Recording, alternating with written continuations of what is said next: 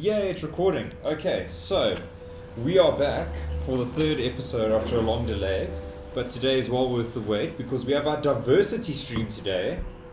So we've got our African American gentleman from our Centurion branch. His name is Zane. Say hi, Zane. What's up, guys? And then we have our usual suspect, Rico. Hello.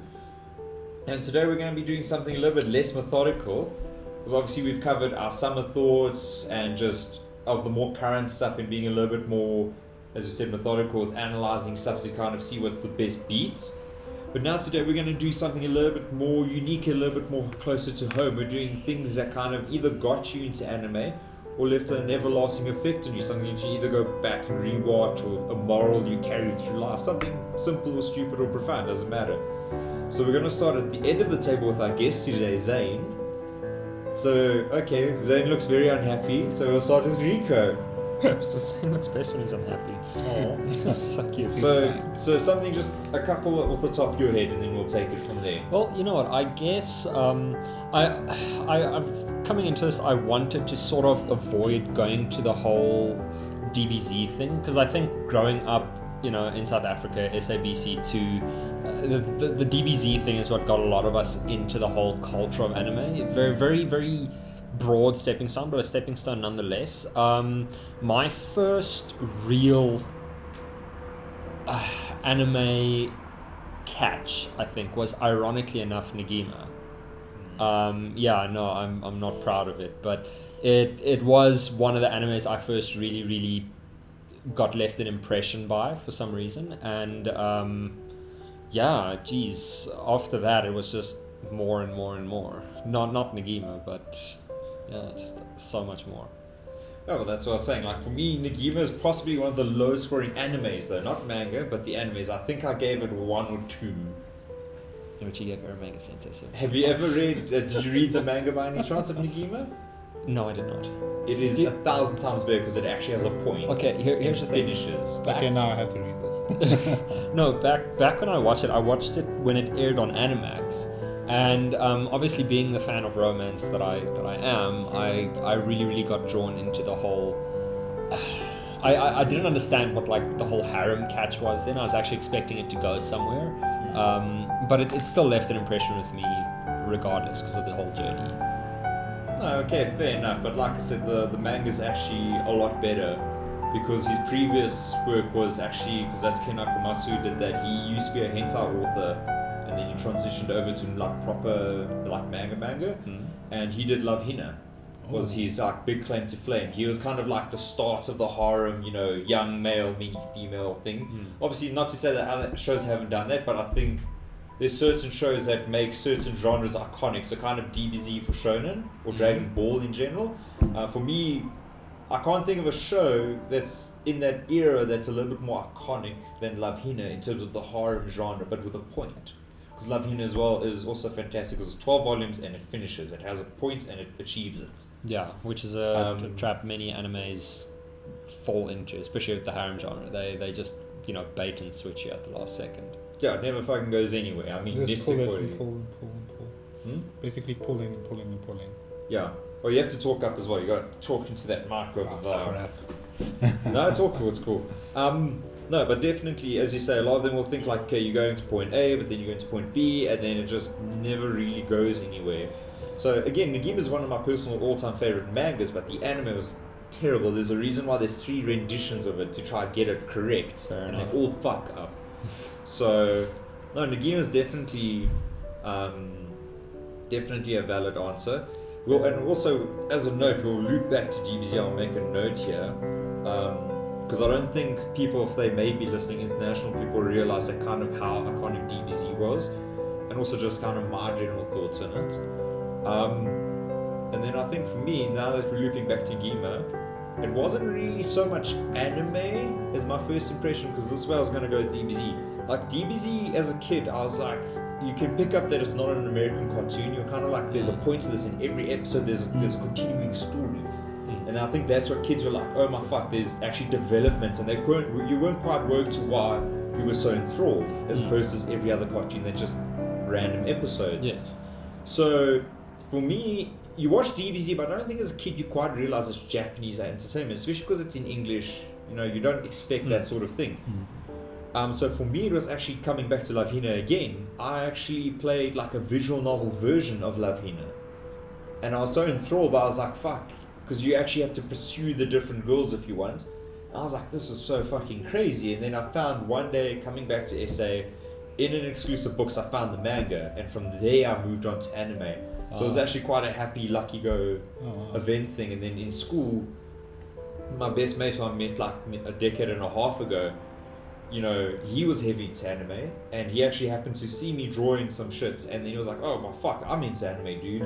And this is we're now talking like the early 2000s, where anime was very scarce, VHS, cannot find it, so it was all kind of like happy stumbling blocks.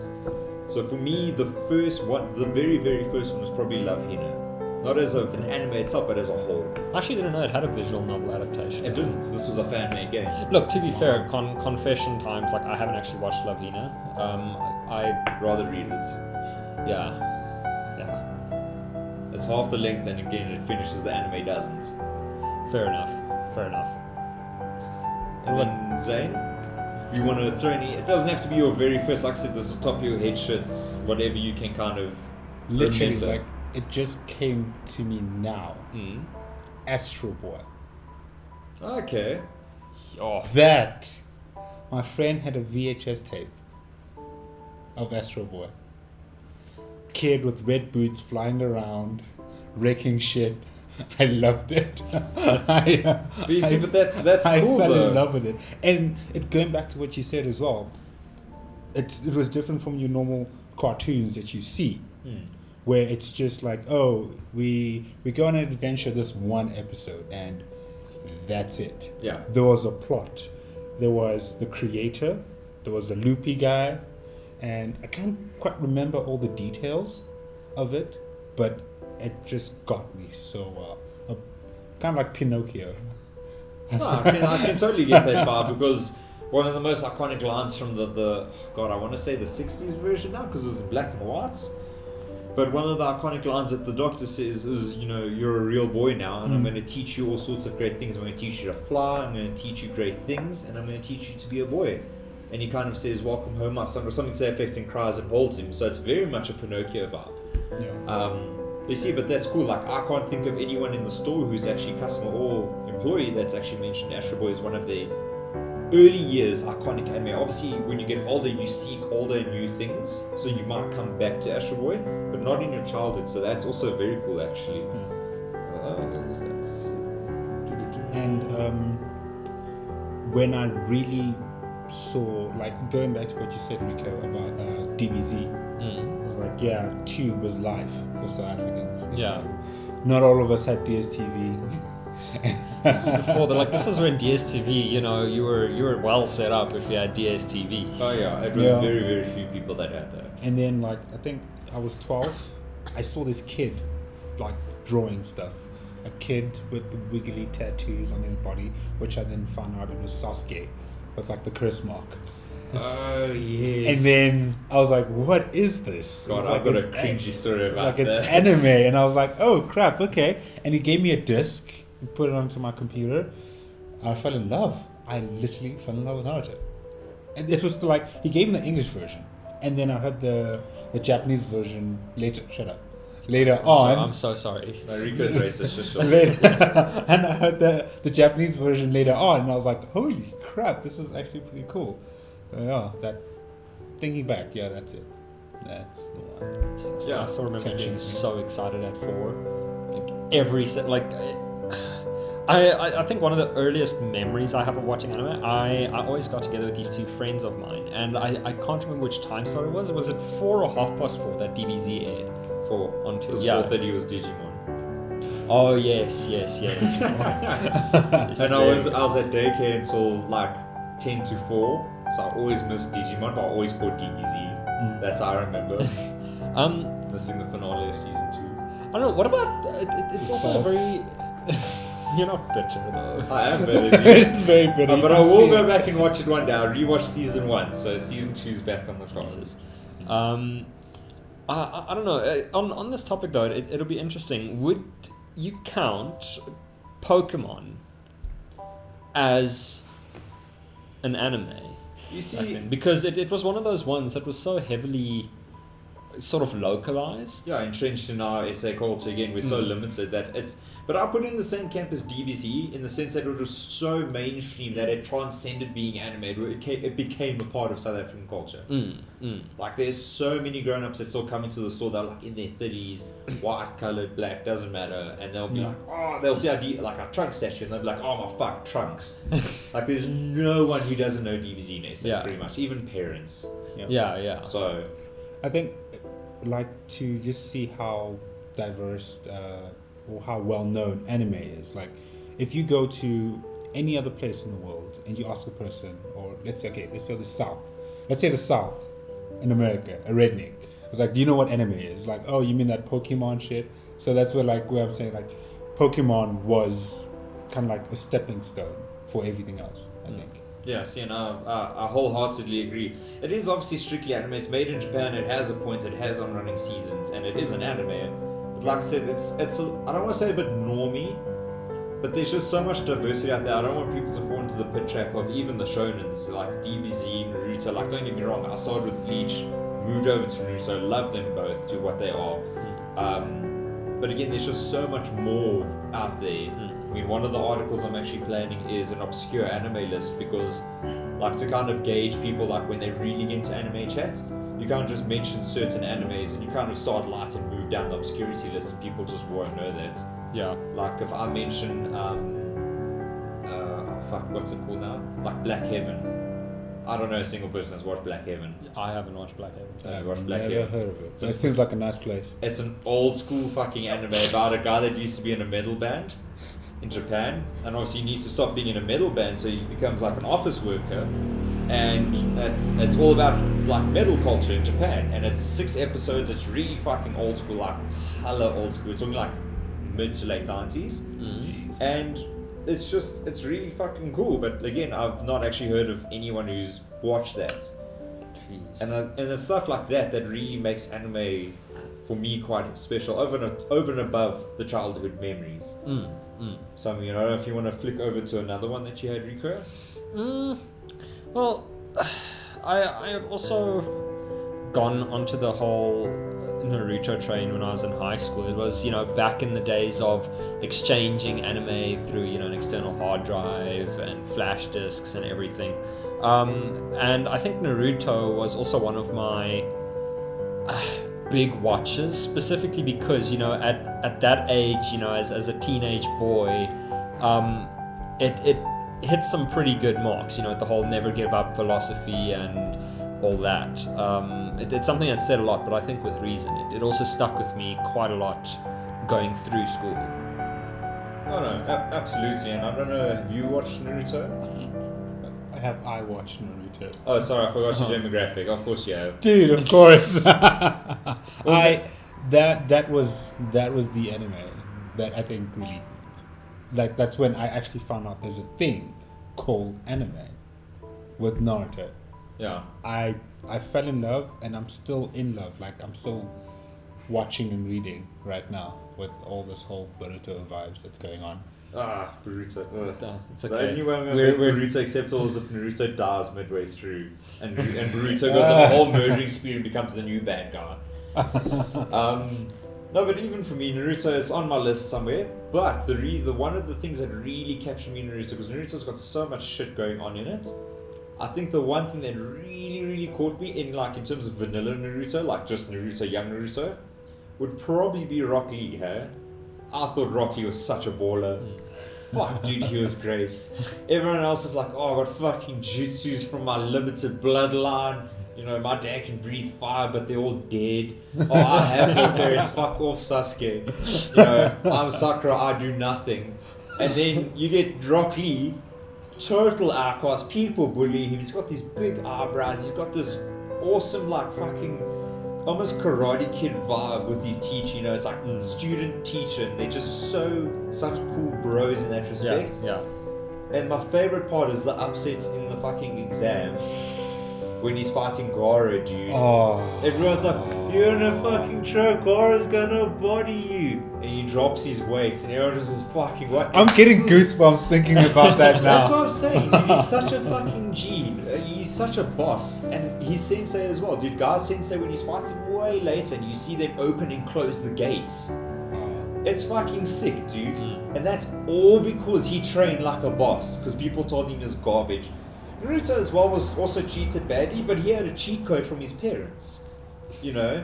That's one way to look at it. Yeah. Well, look at the whole first season. Anytime he was in trouble, QB codes, and he just fucking exploded with power. And people are, oh fuck, don't know what that was. The Zabuza fight, QB code, boom. Yeah. Okay, to be fair though, like Attack on the exams, QB code explode. It's all Fair he enough. fucking did in the first season. fair enough, but it was cool. It was cool, but I always felt like it wasn't Naruto. Like everyone's training these powers, and that's also why Sasuke fell off for me, because he gets that curse mark. Oh yeah. It's like, oh well, I'm losing curse mark, and you're like, obviously Sakura's a non-event and stuff, and that's why for me the only person that had any development was Rock Lee. Honestly, in that stage of the exam, he probably could have fucking killed anyone. I humbly disagree. Oh, The please. I one need to hear this. character that had far more development than Rock Lee. in the vanilla season. Yes, the Okay? most powerful ninja. If you say Trojan, I'm gonna fucking kill you. No, 10-10. Okay, Tenten was cool, but can you honestly tell me when Rock Lee opens a gate, when they're all at the same age, when they're doing that exam in the forest, that Tenten will get bodied? Dude, just him fucking throwing stars, and then he just Dancing and throwing stars. Get it Yeah. right. And then there comes a fucking boot. Poof, that's Tenten dead. Fucking wrecked. So, but again, that's why I love Naruto, because I have so many fond memories of it. It's just, Yeah. I can rewatch that season predominantly and enjoy most of it. So, You see, I think for me, whilst I did thoroughly enjoy Naruto, and I watched about up until the end of Pain arc with Shippuden, I think, yeah, Pain. I really like Pain as a character. Really, really did. yeah, Pain is awesome. But I still remember, back when I was in, I think it was matric or grade 10, one of the two, I forget. That's final year or year 10 for anyone overseas. Yes. We were busy with our end of semester exams. And the show hooked me. Like I just finished season like vanilla Naruto, and we went on to Shippuden. And I think I binged through 96 episodes, because that was all that was out at the time. Yeah. I went through those episodes in 3 days. Yeah, I did pretty much the same Yeah, thing. and it was great. Like, it was so cool because it kept you coming back. And after that, I don't know. After that, I haven't been able to watch long series anymore, as I think we've spoken about it in the past.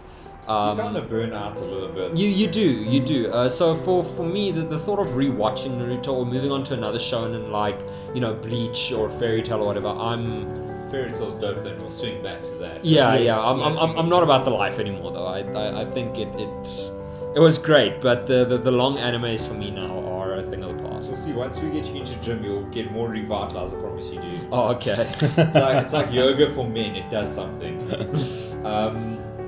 No, but fucking, yeah, Naruto, dude, I can go on and on, but I don't want to stick to this topic for too long.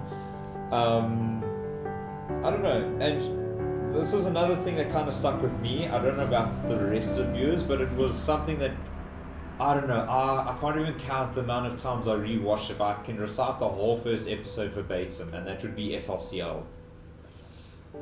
Fully. You know what? I've been given so much shit for not watching that one yet, and I've Really? really been wanting to. But no, my crime is I have not seen that yet. Fully It's the Cooley. first time I'm hearing about this. Fully Cooley is the guys that did Evangelion. It's the Gainax guys. But they did it, as far as I'm aware, they did it as a break pretty shortly after Evangelion, because obviously Evangelion was such a mindfuck, and I can assume that drawing and producing the anime was quite heavy. So Fully Cooley was just a 6-episode short, and it was just something to be fun and escaping. And it's done such a humble story, but it's so over the top. It's got fucking crazy cool Western references in it, and it's just epic. And it's also spun off one of the other coolest animes, which was Starbuster.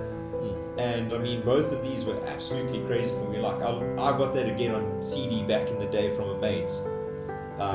because obviously we didn't even have hard drives. Mm. And you know, you're watching this, and I was just like, oh, the energy that Fully Cooley had, especially because it's about a young character who's kind of, I think he's 13 turning 14, so he's going through puberty. He's got girls in his life in a real way, and he's just fucking, he doesn't know what to do.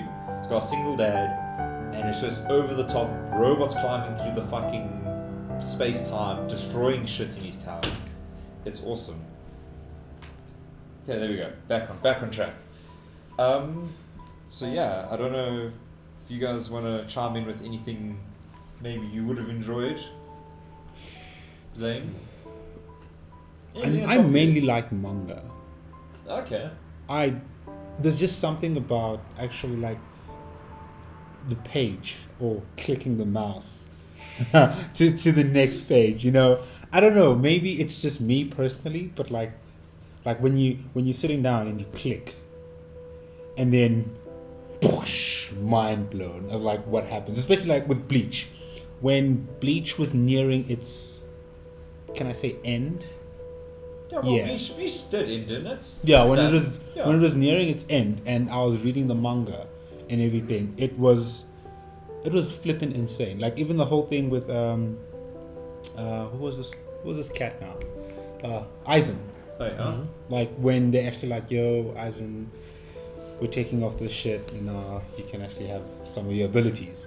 That, like when I clicked that arrow on the next page, dude, I lost it. And I was in class. In LO. Oh, but then that's not a fucking important class. I was in life orientation on the computer using the school's internet. And I clicked and I flipped out, and the teacher was like, what the fuck are you doing? I'm like, research, man. Don't worry about it. Don't come in here. No. I still remember. Look, I never really got into the whole bleaching, but I think if I, you know, I speak to my friends about it and stuff. We were also into it back when we were in high school, and that whole, you know, sorry to anyone who hasn't watched Bleach, but honestly, it's your own fucking fault by now. Well, we'll give you 10 seconds of spoilers. 1, 2. Okay. keep Okay, going, Rico. so but basically, where you actually find out Aizen was the bad guy. Oh, yeah, that's essentially. way early. Yeah, it's way No, early. that's fucking, if you haven't seen that in Bleach, then Yeah, fucking kill then yourself. you need Jesus. But I still remember thinking that, like, you know what, that was actually a fucking cool twist. Because it was before, you know, we'd started seeing that almost trope of the good guy going bad. Yeah. And just to see, you know, a character in your naivety that you thought was this really stand-up nice guy to be the bad guy, you know, he flips the hair back and, like, I don't know, goes to his... King of Fruity Man. Who are they called? Oh, Like, to Hukomundo. yeah, I don't know, his rape dungeon. I don't know. And I just remember thinking, I'm like, you know what, that is actually a pretty cool twist. And I haven't felt the same way about, you know, a bad guy reveal, even despite not generally watching Bleach. What in anime? Yeah. Because look, obviously I've seen them after that, you know, and I've seen some ones that I was like, oh shit. But Bleach was like one of the first times I was like, oh snap, that was a twist I genuinely did not see coming. Okay, I can get that. And I think because of that, now when I'm watching my animes, I do really enjoy a good guy going evil twist, and I think a lot of that was thanks to that one thing from Bleach. Yeah, since now that you mentioned, I can't think of any animes where there's someone who's like always portrayed as good to do such a sudden flip. It's always like developmental, like you can kind of see it coming. But I can't think of anyone that's just gone off the hinges and just gone, right, well, everyone thought I was awesome, well, jokes. But no, definitely. But like Bleach for me, mixed feelings. Like there's I think there's 3 fights in Bleach where I'm like, great, cool fights. And there was 1 or 2 like hella funny moments. Like, I'm sorry, can you just, if you guys know off the top of your head, jog my memory. The captain who was blind, what was his name? Tosin. Yes, Tosin. Yes. I love the fact that he got vision and he got weaker. That was crazy. I fucking love this. Like, I can now see and you are blind. And he fucking gets his ass kicked. I was like, this is Lamau. Fucking so And he was good. a fly. His release was a fucking fly. It was so good. It was so fucking good, dude. I loved him. He was such a dumb character. No, but like I liked him because he was black. you know what? Yeah, That's something in there it is. anime. Not because I'm like some PC fag who's like, oh, we need quotas, because I don't Yeah. see people's numbers. You fucking PC faggots. But I just get a bit bored of seeing the same thing in any media, whether it's a game, an anime, or a film. I like to see diversity. That's one of the reasons why I love Machete. Just because it's so fucking over the top and there's just no white people, like ever. The thing is, I was kind of sloshed when I watched Machete, and it was the most fantastic thing I've ever You watched. see, It was amazing. I was just sitting like, holy shit. Well, do yourself a favor and look how many AAA actors on the second movie. It's like 15, dude. Isn't... Oh no, because the first one was where they had Sylvester Stallone in it as well. Yeah. Yeah. And Jessica Alba, I think, was in the first one. Wasn't also Paris Hilton or something? No. Is it? No, it's not Paris Hilton. It's one of the other skanky blonde girls. But she's in the second one, I think. And she gets murdered. It's I a haven't great seen the film. second one. She's literally a cameo role. Like, I'm not even joking. Like, she gets on the con and goes, oh, hi, blood dead. She's literally cameo to die. Like, they hired all these AAA actors. Like, if you go through the list, it's I don't know how they got them to do these fucking films. But they're all involved, and they're sometimes on screen for like 4 minutes, and they just fuck off. It's over. It's awesome. No, but Bleach definitely had some great moments, but Bleach never stuck with me because, I don't know, the story writing felt a bit weak. Like, the fight scenes were absolutely amazing, dude. Like, Grimdraw versus Bleach for the first proper time in Huko Mundo. Where you Genja versus? sorry, not Bleach, Ichigo. Ichigo Oh, versus dude. Grimdraw, my bad. And you see, like, Grimdraw change, and you see that whole big fight. Yes. I was like, oh my god, yes, more please, now. When That I was reading the crazy. manga, there were a few things that they excluded from the anime, which pissed me off. Oh, let's quickly touch on that. That's because I haven't read the manga, so it should be quite cool. Let me see if I can actually pick up one. Some scenes, like it was like little things though, like some things that were said during both of them when they were fighting, and some of the things that were said, I think, to Inoue, if I'm saying her name correctly. Yeah. Were taken out, like insignificant things, like which I loved in the manga, were taken out. I think it goes for most animes, if I'm correct. Yeah, they have to omit a lot of stuff from the manga, and it's understandable. You can't have every line in there. But Bleach, I think, again, is the exception because there's so much fucking dead air on Bleach. I think you could afford to space the episodes out One Piece style nearly, where you can focus more on the dialogue and the shit going on. Just because there's so many episodes of Bleach where it's just like, why is this even here? Like the soccer episode. There is a reason Yeah. that Bleach is kind of like the flagship for filler. Because Because if I think about filler, like here's the thing, I fucking hated Naruto filler. no, hated Bleach. it. Sorry, Bleach was But so much Bleach had like filler arcs. No, not filler arcs even, but just pointless fillers. Dude, there's a scene where they're fucking fighting on the top of Huko Mundo, in Huko Mundo, they're not at the top yet, and they're all going crazy, and then next thing they're playing soccer. And I was like, what the fuck's going on? And it's fucking us Sensei with his fucking vice captain. I And he's like, remember that episode. yes, and then he's like, okay, you can leave. What's her name? Matsumoto. He's like, Yeah. fuck off Matsumoto, I'm gonna do some stuff in Earth. So he's chilling in civvies, just walking around, sees kids playing soccer, and he's like, this big demon, he's like, I will save them, and dabs down, fucking wallops it, and then for like 5 episodes he's helping these kids play fucking soccer. And I was like, what? And then back to Huko Mundo after episode 5. I was like, what a waste of 4 episodes. Is there nothing I had actually else we forgotten do? about that. That's the point of filler. It's my second least favorite filler because it's in the middle of some crazy Huko Mundo fight, and I honestly thought I downloaded the wrong episode. I was so miffed. So whilst I agree, Naruto season, the young Naruto season had criminal bad filler ops, like the filler where they had to push a rock up a fucking hill. It's criminal. That's all they do. They push a rock up a hill, it falls down, they go, oh, and it's done. That's the whole episode. It's terrible. But No, Shippuden had better fillers. Though, No, to be honest. you know what? I was infuriated by this. It was one filler specifically. Yes, I was so pissed off. So it was back when the Invasion of Pain was still, actually being released episode for episode, and I was hyped on this. Like, I read it in the manga, and I was like, I'm gonna be riding this arc's nuts until it's done.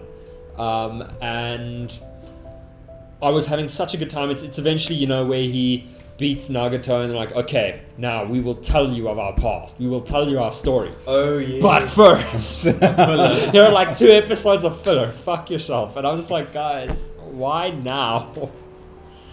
It must be so hard planning these shows. I can only imagine. But at the same time, you think, God, we've done it like 4 times now. Surely, I we guess can get better done. I guess you don't want to fall into the trap of outrunning the manga, because as far as I'm aware, it happened with the Full Metal Alchemist, not Brotherhood, the original. Yeah. But they actually outran the manga and they had to create their own ending. And I think a lot of the guys are scared to do that with the longer series. Well, the thing is, I don't know if I can condone that. Just because she was writing a finite story, she knew where she was going, she had roughly an idea where she wanted to go.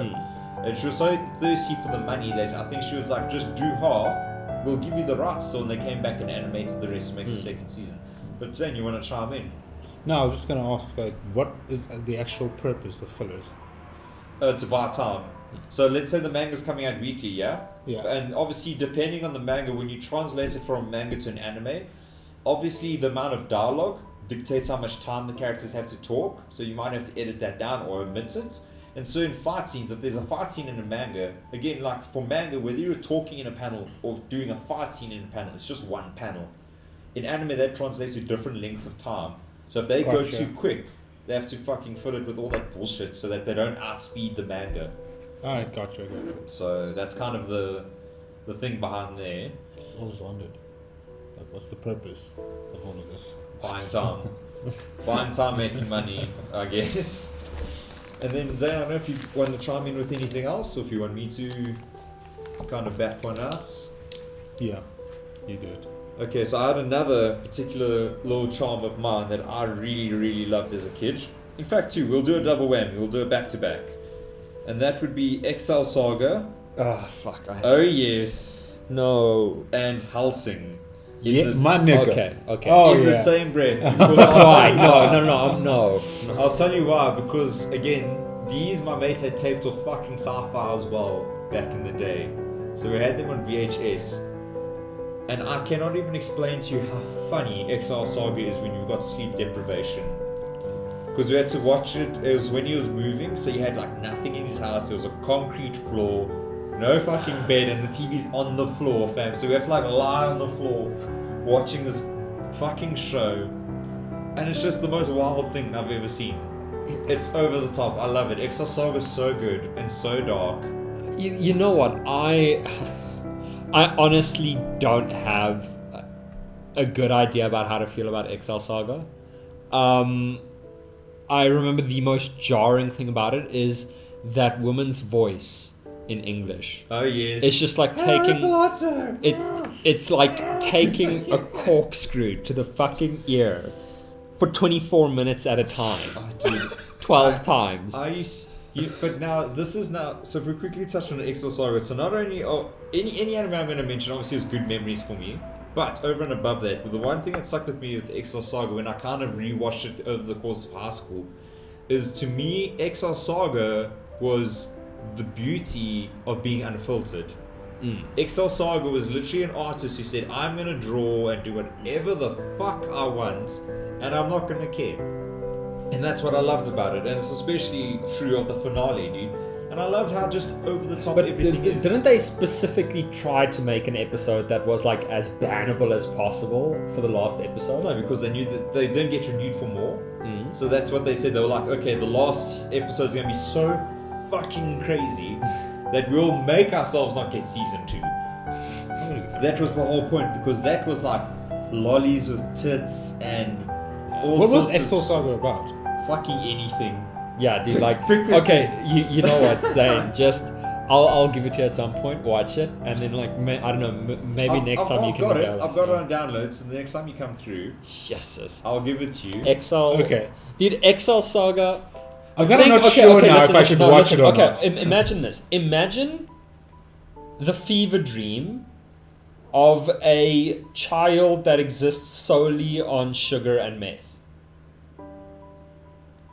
Oh, meth's not really a crazy upward. That would be like cocaine. And Like cocaine. cocaine, E, and acid would be the combination Yes. for this, because it feels good, it looks trippy, and you got so much energy. Like, the amount of energy the voice actor has is crazy. The main premise is that there's this little fucking shitty organization who wants to take over the world, Yeah. and they've only got 2 agents, and a boss that does fuck all. But they somehow get shit kind of done over the course of the episode, the anime. But anything that happens in between, there's a scene where they fight the queen from Aliens. There's a scene where they fight the guy from Cowboy Bebop. Fucking predators in there. Okay. It's all over the show, dude. It's fucking crazy. And Space Butler, dude. You can't tell me you don't have a Space Butler. Space Butler! Nabashin, I thought you were dead. And Pedro, dude. Oh my god, I love Pedro. Sandora, my sexy wife. I am working for you. He's so good, dude. Exo Saga is here. We'll get Zane watching this, and then we should definitely chat about Exile Saga again. But Um, then, Sure. and then flicking over to Helsing as the opposite side of the coin, because I watch these very close to each other. Helsing is such a far cry from that though, and the reason I love Helsing, and it's one of the things I kind of, because I can't obviously in my articles go into too much depth, but just the somber nature of Helsing was something really, really hauntingly beautiful. Because again, you get Naruto and you get any shonen, any of these other shows, I mean, we can mention them off the lists. FLCL, Exo Saga, even Chobits to an extent, they all have a fun element to them. Helsing was the first show I think I watched, apart from Akira, but I don't like Akira, so well, out the window. Helsing was the first show I watched and enjoyed that had this very serious tone that never broke. There was no jokes, there was no fucking about, and it had an awesome soundtrack, and they were like, we're gonna kill stuff, and that's that. And it was just awesome. It was very unapologetic as well, which I enjoyed. But I remember watching it on Animax. Little high school me again, and look, it was really, really cool. I enjoyed it. Ultimate original. The original, because the Okay. Ultimate never played on Animax, as far as I'm aware. Yeah, and then when I watched Ultimate, I actually think I watched it sometime last year, even or early this year. I finally got around to finishing off the series, and they were actually really different in a way. Like it still had that overall. No. It still had that overall tone of this grim, dark kind of society. But I felt Ultimate was a lot more theatrical. Oh yes, so In it that was a ye- lot more over the top. Yes, it was I think trying. that is the word. It was trying and succeeded to, I might add, make the moment as awesome as possible. And I really, really enjoyed that. And I mean, if you look at, because as far as I'm aware, same guys made Drifters and Saga of Tanya the Evil, or am I mistaken? Similar people. It's not the entire crew, But it's- they were the same hands, because in both Drifters and Tanya the Evil, like you still see that sort of the jam grand, yeah. that whole grandois sort of. Yeah, I say it's the vibe. eyes. They all have like Well, some it's kind not of style. necessarily- It's the linings that's also Yeah. very, very thick. Well, I'd have to look, but I don't think it's the same studio necessarily. But they did advertise it as Drifters, the guy that did Helsing. So I don't think it's the original creators. I'd have to look it up. But there are definitely key hands. It's not like your peasants that are busy drawing it. It's like producers or directors. It is one of the key people that did it. Yeah, but they all were involved in similar projects. Don't know about Tanya the Evil, which It's someone still- spoiled, you cunts. But It's like definitely Drifters ReZero and all over Helsing. again. No, ReZero wasn't ruined. You said someone spoiled it for you. No, not ReZero. No, you said. Oh no, sorry, I'm thinking Recreators. Oh, thank you, yes, and ReZero, whoever the fuck you are, I don't remember who you are. Fuck you as well. Would you like a hug? Fine. No, fuck that person. I want to find out where they live. Like, I'm so miffed, dude. I think ReZero actually did also have a big impact on me. But probably my Childhood favorite. fan. Yeah, that's why I've excluded it. My hands down favorite anime from the Animax years, Eureka 7. Oh yes, that's on my Yes. list as well. Dude, Maybe it is mark that. probably my favorite anime of all time, and it is probably one of the only 50 episode shows I will go back and rewatch, because you get this journey from this young naive boy who just wants to be with his idol. He falls in love with this girl on what seems to be like this very surface level. It's like, hey, she's hot, and they just go on this whole journey where both. Where pretty much all the characters grow and evolve in their own ways. And at the time, it was heartening seeing, how he's not perfect. I mean, Renton had a lot of shit. and he didn't always handle it well. But I mean, one of the moments that stuck with me was the first time, he goes ape shit on that guy and then realizes, wait, fuck, there's a pilot in there. Oh yeah. The realization that there's people. Yes. And I just remember that the whole anime stuck with me. It hit all the right boxes because it had a great storyline. The romance aspect was there, and it was something that was done slowly. Which to date, there are like very, very few animes that I think crafted a relationship between two characters that well.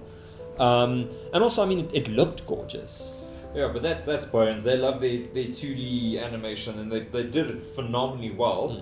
And if you had watched it in English, you fucking I did. See. Oh, did you? Yes, I watched it on Animax. Animax. So Animax. So the captain, do you remember his voice actor? I know it was someone of note. I forgot who. It's Alucard, dude, from Helsing. Fuck. No. Yeah. The fucking captain of the Gecko State. You I forget lying. his name, the grey hair guy. Yeah. That's Alucard, dude. That's Crispin Freeman. That's also that's the monkey from Overwatch. Winston. Yeah. Oh, Winston! Oh my yeah, god! That's all Crispin Freeman. There's a story behind that and one. he puts his hectic, and that's why I loved it as well though, because after watching something like Helsing, straight away you hear him, and for me I was like, I could just see Alucard because he always had that gruff voice on, and you could hear when he was getting upset in Eureka. His Alucard was leaking out, and I was like, oh, that's awesome. What also stuck with me really well about Eureka was that the way it weaved the whole references in, and just the whole sort of culture it was based on. I mean, I'm not really into, for lack of a better word, surfer culture or anything like that. Yeah. But this presented the whole... Well, it's I would go as far as saying it's youth culture, because it's got these elements of EDM because they're partying in the park. Yeah. What was his name? Charles Beams. No, something Doggy. Moon Doggy, yeah. He had like the cool tattoos on him and stuff. They had some cool, again, one of the few animes that actually have black characters in it as well. We have not just like side characters that are involved in the story. Yeah. And you kind of get the idea that the captain and his chick are very much, there's an age gap. She's still kind of like just coming out of the cool young culture, but she's not as old and mature as him, so they're kind of like the parent figures of the Gecko State. Yeah. And then you also see like how they worked in her story towards the end and stuff. It was actually really, really dark and really well done. But I think some of my favorite characters in that whole show were Charles and Ray. Oh yeah. Dude, I think that is one of my favorite arcs. Yeah, Charles, that's his name. Charles Beams, yeah.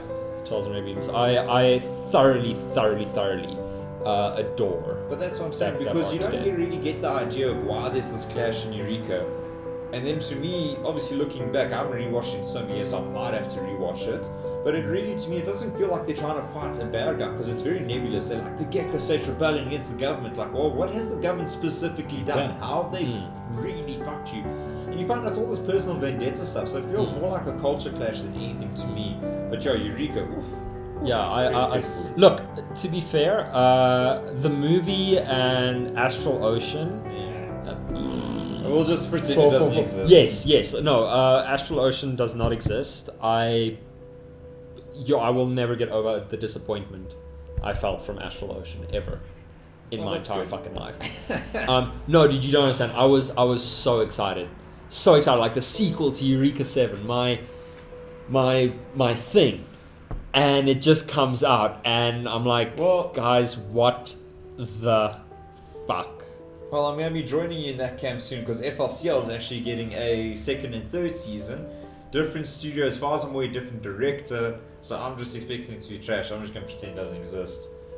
Because there's also such a gap in time, dude. It's been like 15 years or something. And I mean, at the end of the day, I think certain animes should stay in the past. Like FLCL being a prime example. Why do anything more with it? The story's already been weaved. No, well, that story's been weaved, but it did leave you open to much more stuff, and that's what Darbuster was, but it was a spin-off in that universe. And again, I'm not against, not necessarily reboots, but continuations, because Appleseed's got huge gaps between, and they capture that flavor.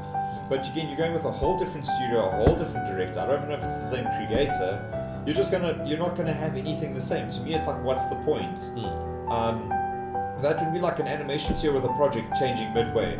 Like it goes from A1, to UFO table. what's the point? You're completely changing the vibe. So for me, it just feels like I'm not being a hipster in terms of like, oh, this is my favorite show and fuck with it. I just think that from an objective point of view, you're gonna fuck it up. That's like having the Matrix trilogy directed by 8 different people over the course of the trilogy. It would never make sense to do 3 standalone things. Just me. And then Zen, I don't know if you have anything else you want to chime in with? Just having a difficult time now. Why? Because like I want to say One Piece, Mara is butt, by the way. Oh, sorry, I don't speak weeb. I'll weeb that into my weebiness. Web weeber. But yeah, One Piece. I think for me, it changed me as a person. Like, for the simple fact, okay, favorite character, Zoro. Okay, little kid, has a goal. We've seen it 1,000 times in anime. Like, yeah, I wanna boom, boom, boom, boom, boom. But there's a lot of shit that goes down, and then you actually learn, like, why he is the way he is. Like, why this nigga doesn't even mind dying. Yeah.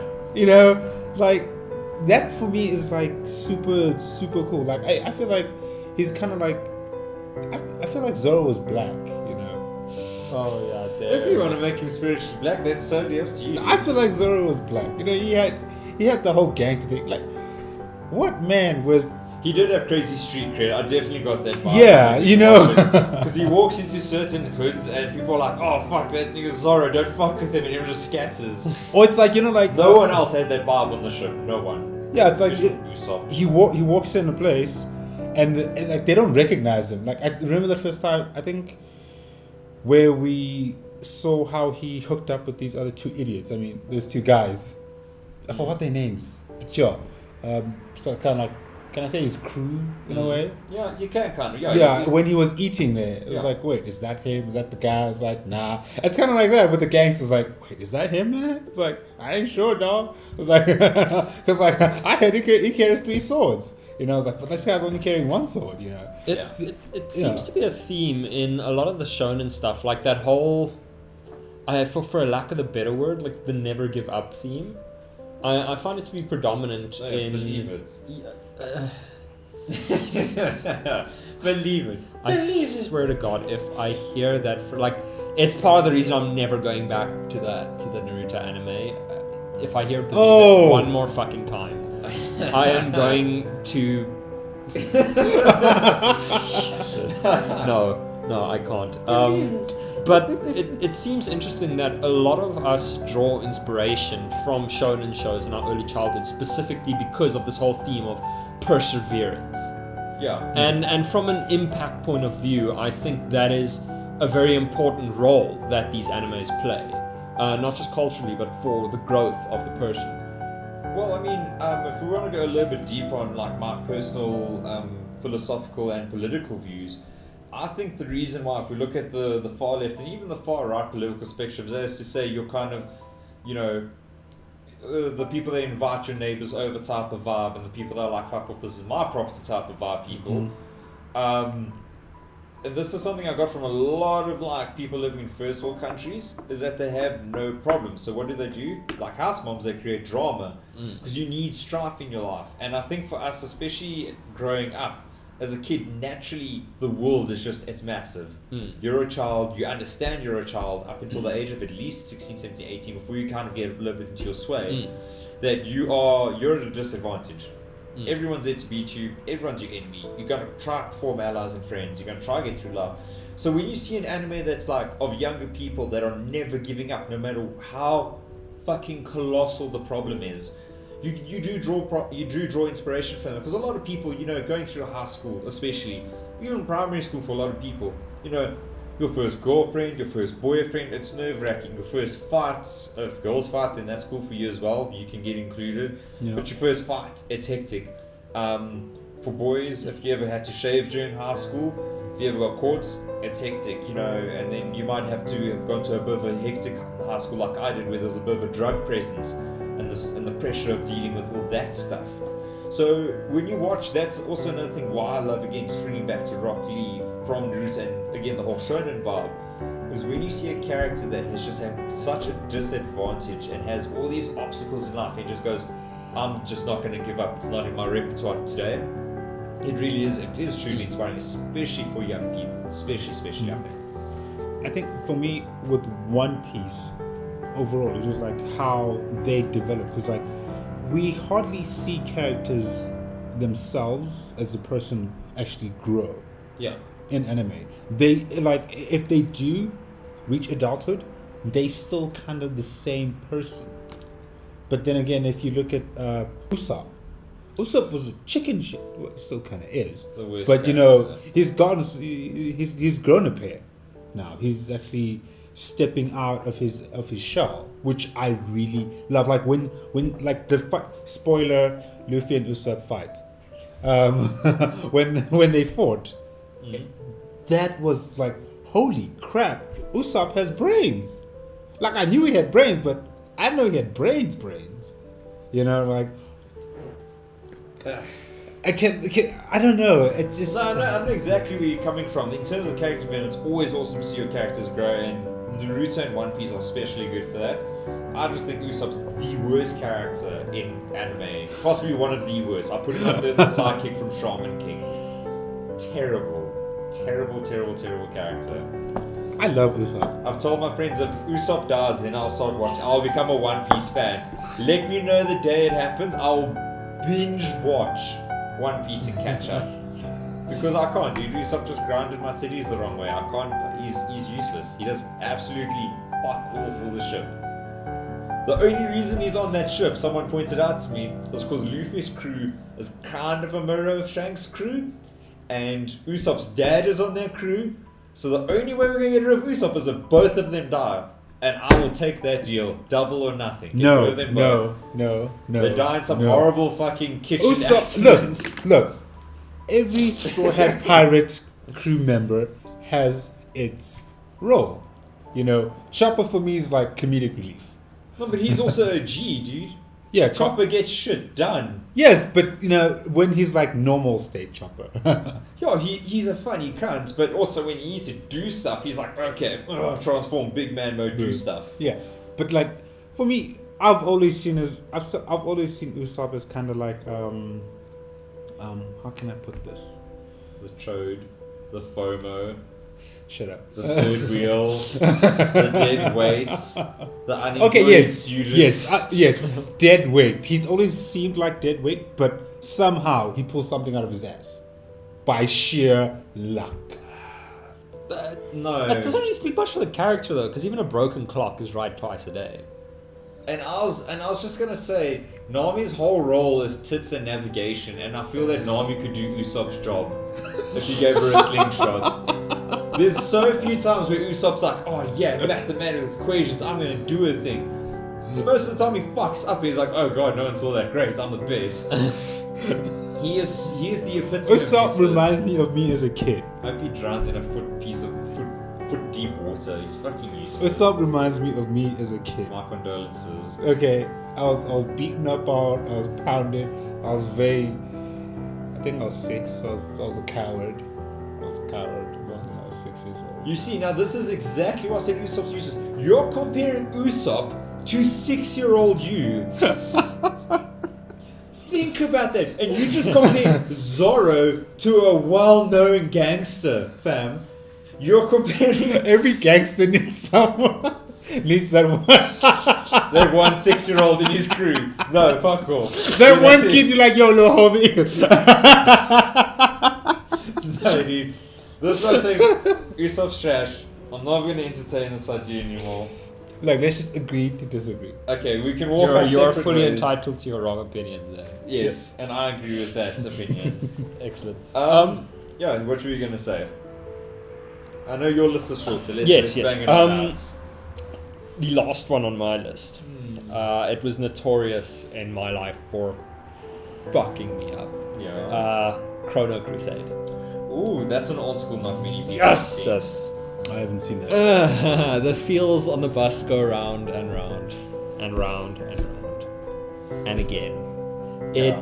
like it starts off as this cool, you know, I remember watching the first episode on Animax, and like it starts off as this cool, you know, action-packed thing. I'm like, hey, I'm gonna have a good time with this. And to do with time and crusading, it's yeah, fun. It's crazy. And the end of this anime rolls around, and I'm like, good fucking god, when did I turn into a 14-year-old girl? I think it was one of the animes back then. I actually cried at the ending. Like I legit shed tears when that anime was over. Very, very impactful.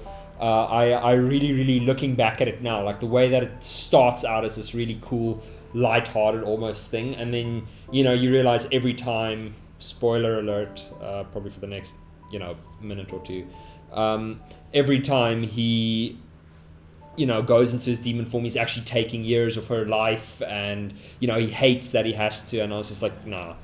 And with them obviously both kicking the bucket at the end, it's like, yes, it fucked me up. You should have said but it was, I did like a minute ago. Oh shit. Just sliced it. And yeah, no, it was one of those ones that I do remember jumping out at me. I'd probably rewatch that. No, Chrono Crusade definitely is that heavy hitting anime that's like, not everything's gonna turn out okay, and it's very rare for a show to take that route. Even thinking, I think that's why people gravitate to stuff like I don't want to say your tragedies or your dramatic ironies, but there's a lot of animes like that where it's so happy-go-lucky and you think, oh wow, this is awesome, I love this. I'm not going to name shows because that already is a spoiler. But I mean, there's some shows out there that follow that kind of vibe, and then you don't expect it to hit you with something heavy. And I think the thing that made Chrono Crusade really, really impactful in this regard is that it gave hope to the characters. And you're like, no, this should turn out okay. Like there's hope here. And then the end comes around and it's like, well, you know what? And yeah, what I notice is a lot of the shows now, they kind of try to take this edgy route, but from the beginning, like, okay, look, no one's here to have a good time. There is no hope in the situation. Yeah. And I think that was the big thing behind Chrono Crusade. Like, it starts off as this hopeful tale and then it strips it away piece by piece. Oh yeah, absolutely, because I can really think of some shows off the top of my head where they build up. But if someone wants to have a great read, or a watch/and read, because you must read it, is Berserk. Is very much in that vein of one of the best things of all time. Because it starts off a little bit melancholic, and you think, okay, or it starts off with an air of melancholy. Sorry, melancholic's not a word. And you think, okay, it's tough times, it's war, but we're going through it. It's just kind of the ropes of the day. And fuck me, I mean, Berserk's not even finished, but there's just... It takes so many different turns. Yeah. And you don't see them coming at all.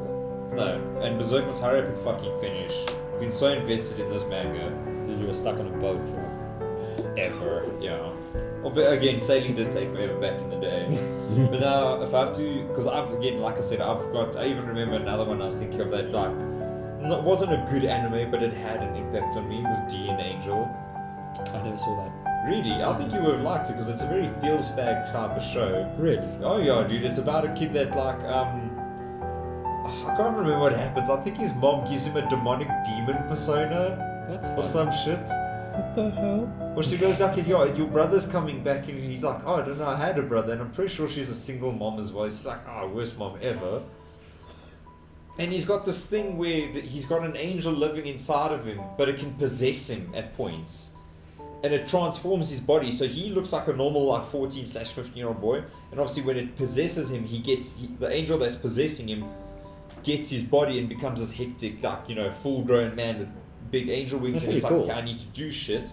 Oh, it's not very done well. The concept sounds cool. Like, we're pitching this way better than it is.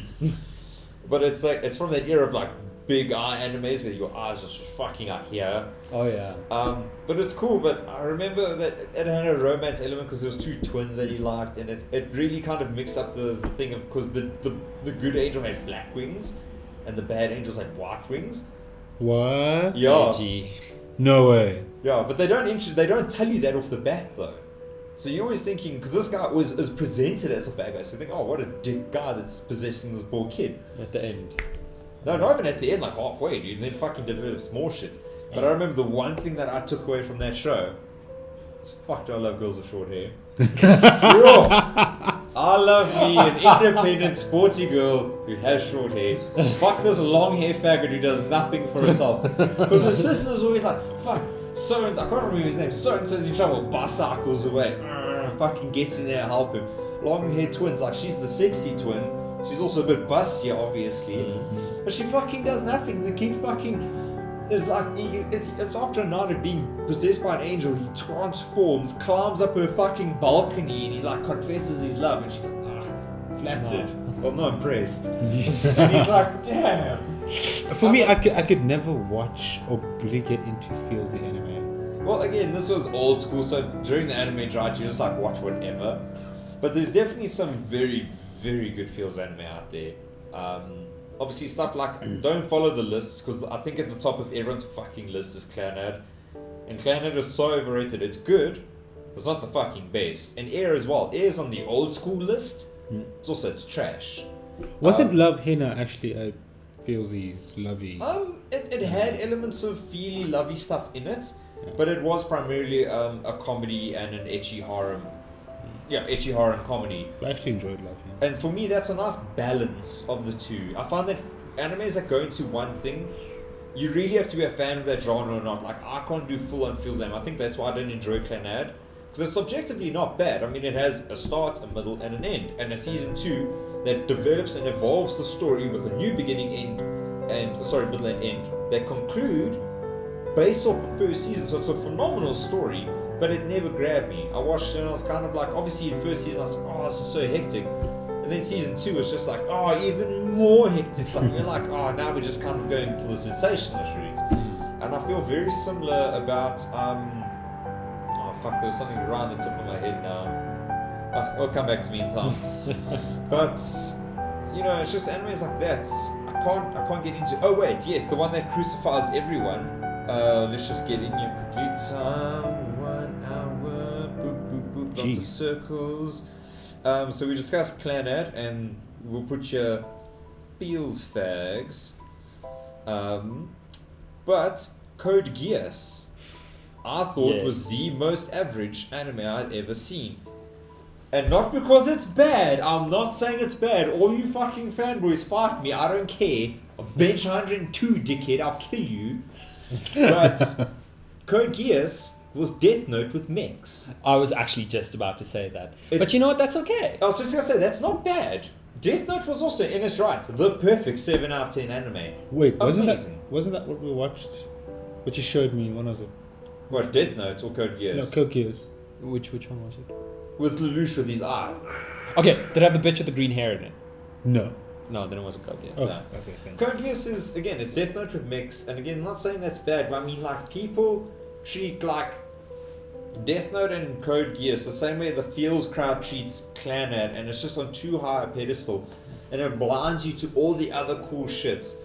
Okay, admittedly, Death Note has a niche, and that's, I think, what makes it much better for me than Code Geass. Just because, in terms of genre, your only other really good crime shows, I guess you could say, would be Monster. Monster was cool.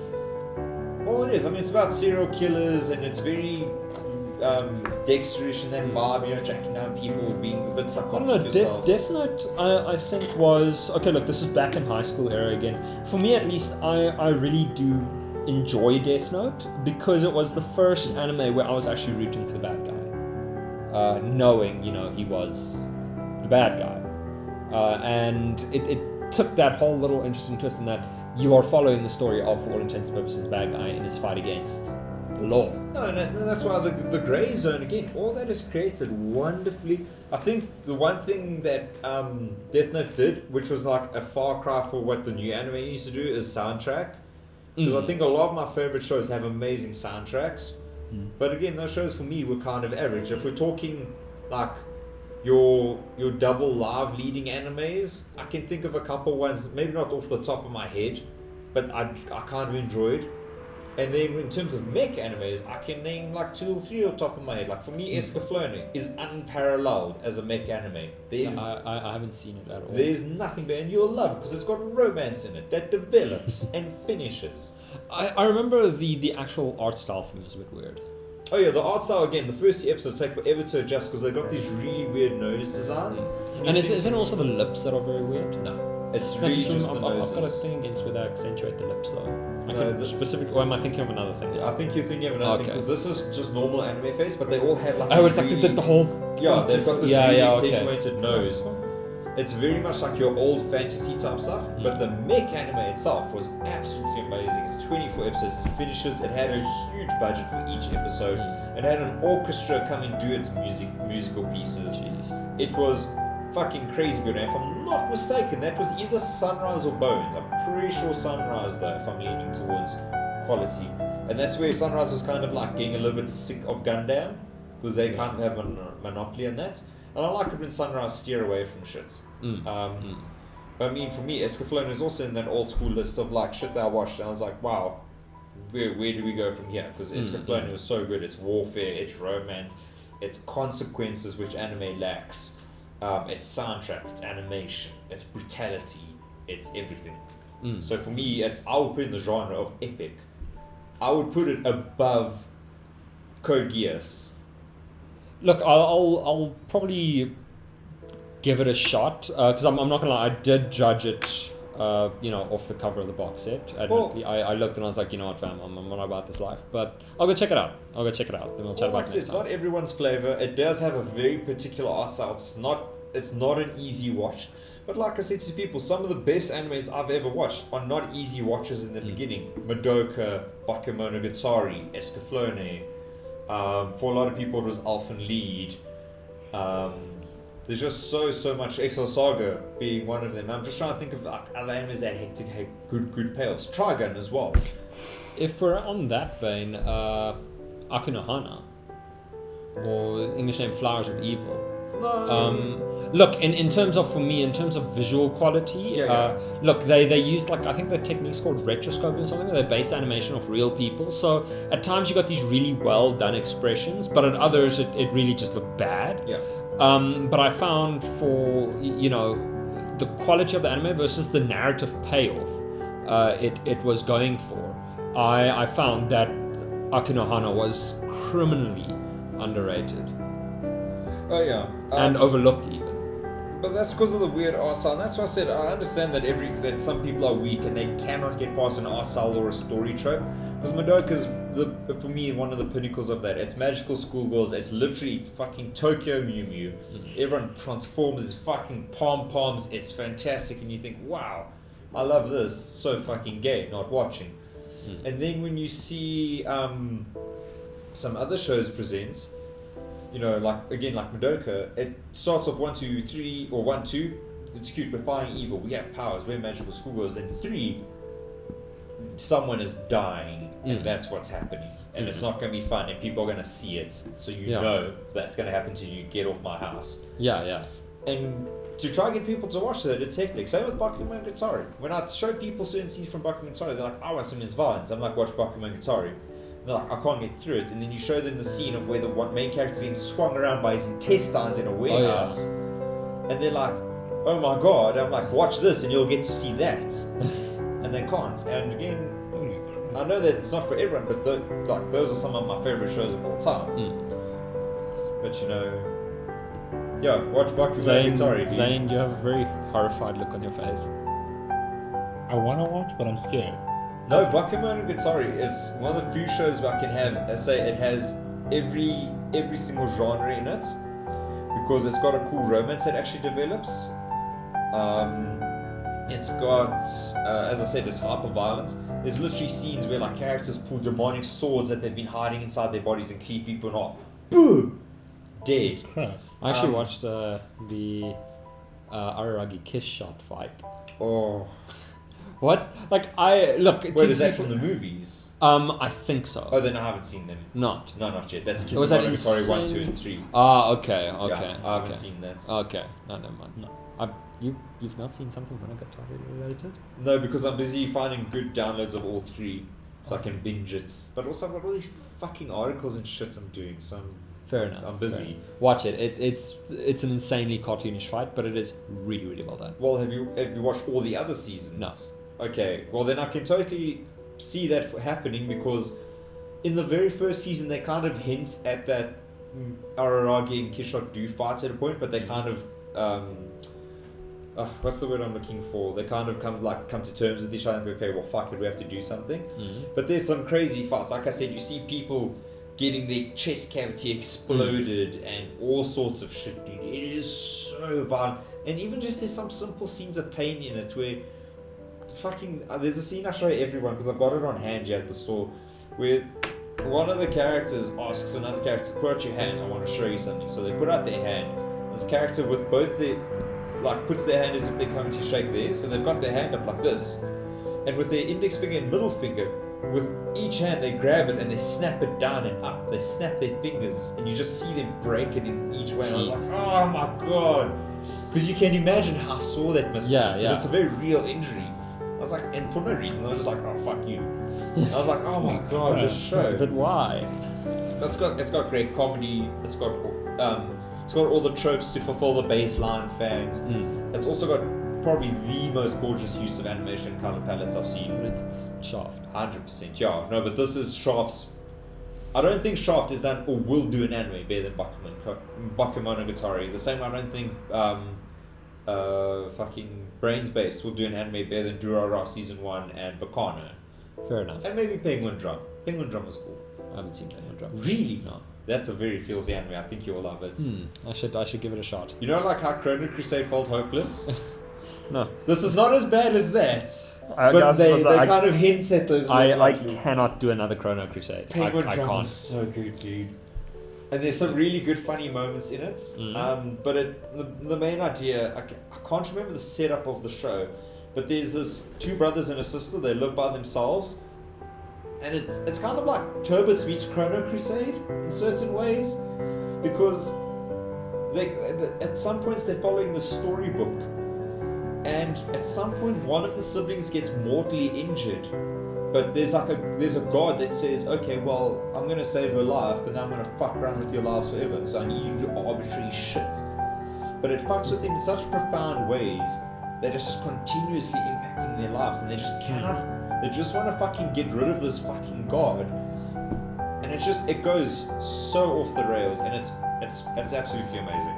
Awesome. Speaking of absolutely amazing, in the most non-spoilerish way possible, Psychic fucking School Wars. I'm glad I made you watch it eventually. Dude, you know what? I'm sorry I took so long. It was gorgeous. Absolutely gorgeous. If you have not watched Psychic School Wars yet, go do it. We have it on sale at AWX for #CZ, shilling. No, Psychic School is definitely, it's, Zane, I don't know if you've watched any of Makoto Shinkai stuff. Voices of a Distant Star, 5 centimeters per second. He has kids. He has no culture.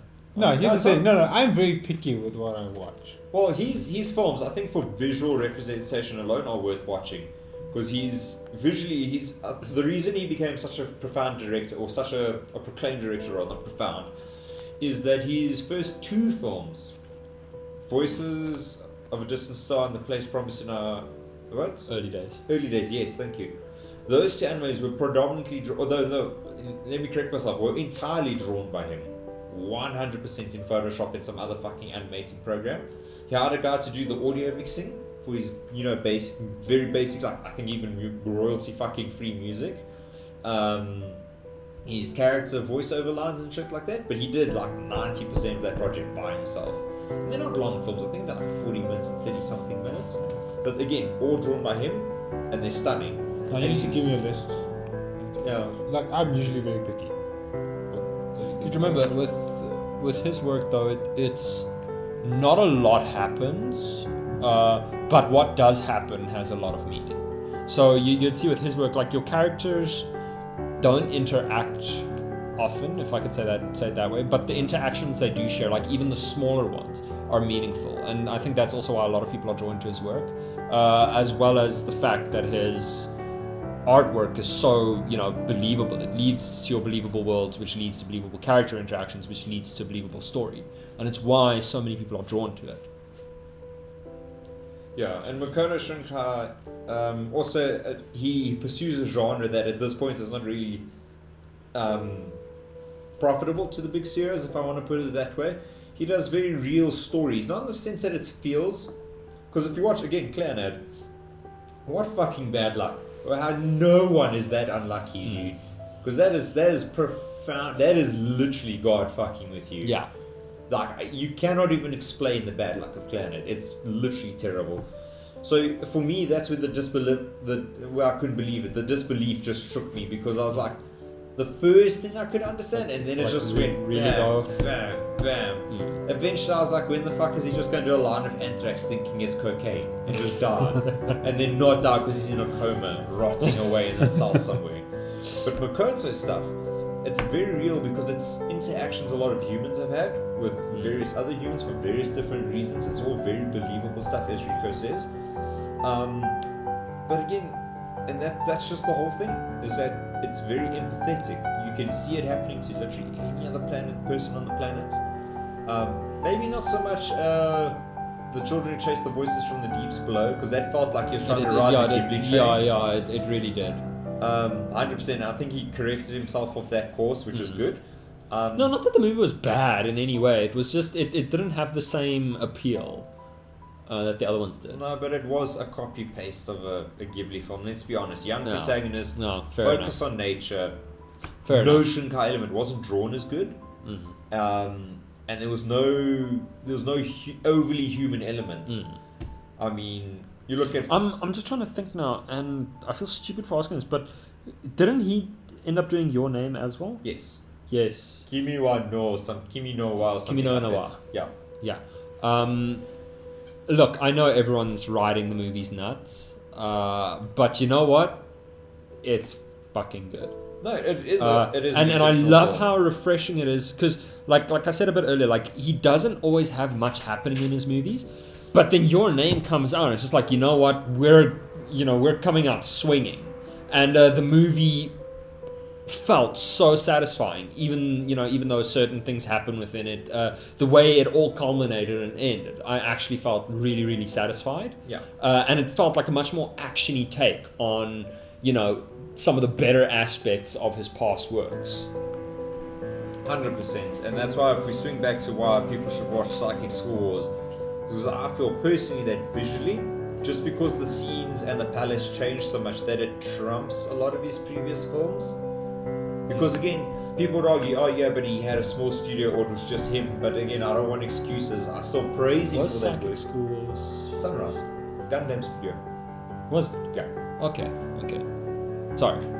That's another reason why I watched it, because I was like, wow, Gundam doing something that's not fucking Gundam, and it looked stunning beyond all belief. It was totally a far cry from Gundam, because Gundam is always the same. It's grey zone space opera.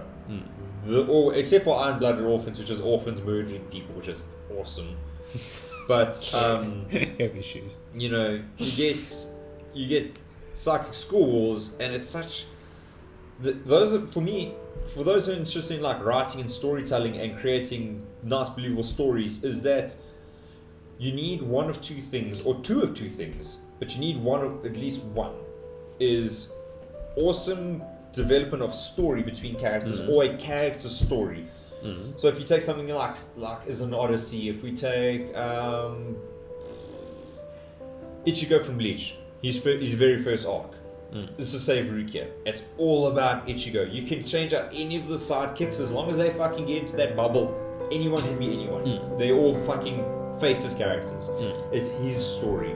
But then what made Bleach catch a lot of people is that once you had Ichigo in Bleach, get to a certain point, and you got Rukia, that's like, okay, he's achieved his little story, but now there's an overarching story of the greater story of Ichigo, now that you've kind of had a taste for him, about Hyuko Mundo and the Hollows and the Quincy and the big war and the betrayal.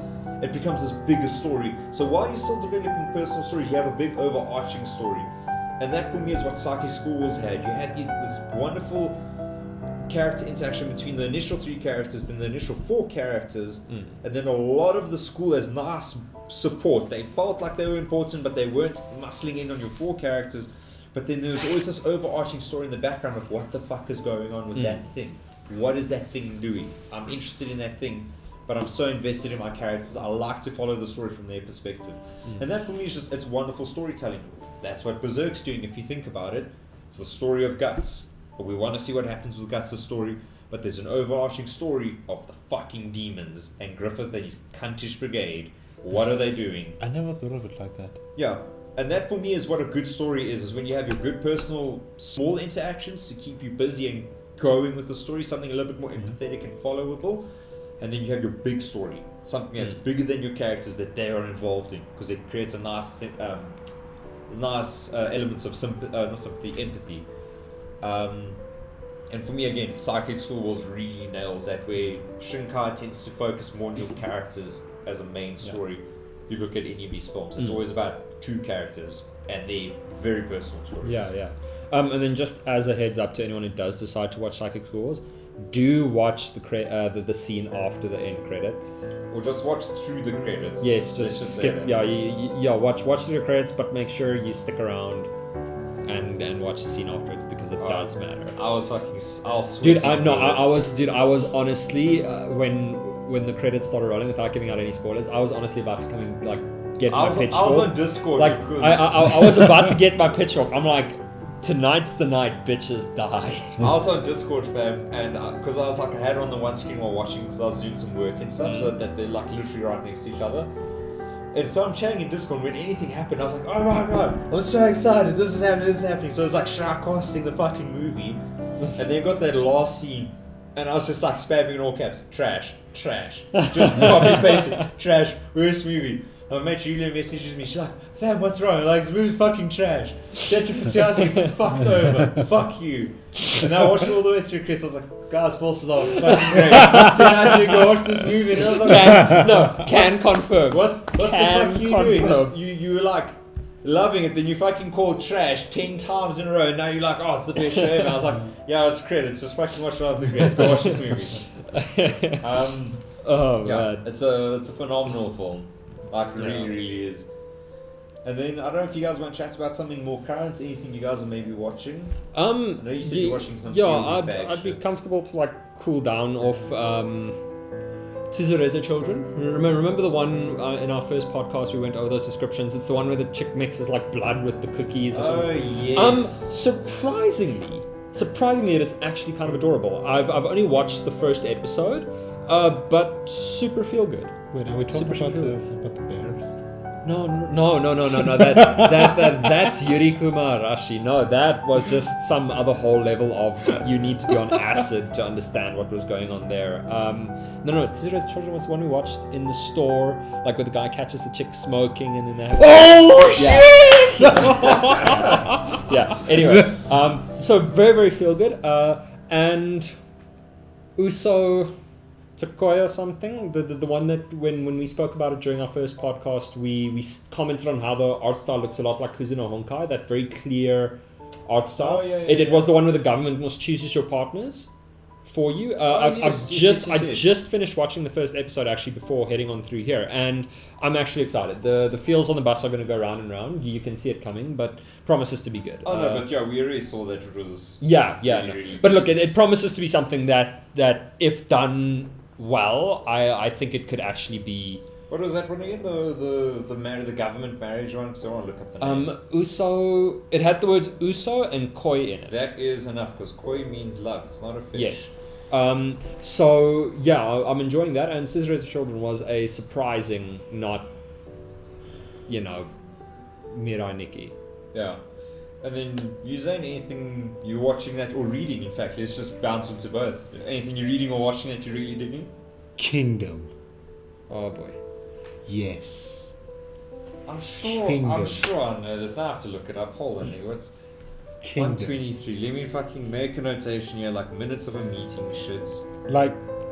But talk me into it. Okay. Talk me into it while I check it and write it down here. Alright, how I discovered Kingdom was...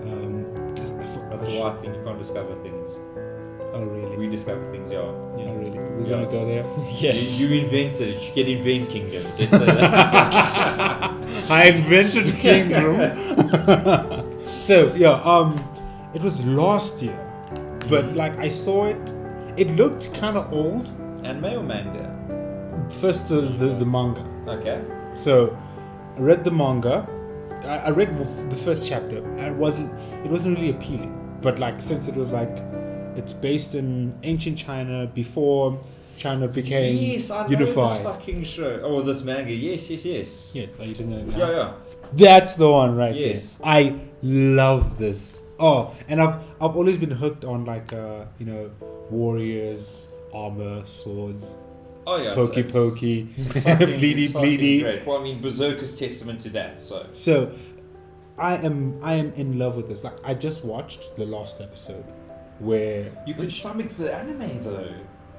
yes, I couldn't. because no, I loved the manga that much. I told myself I'd sit through that.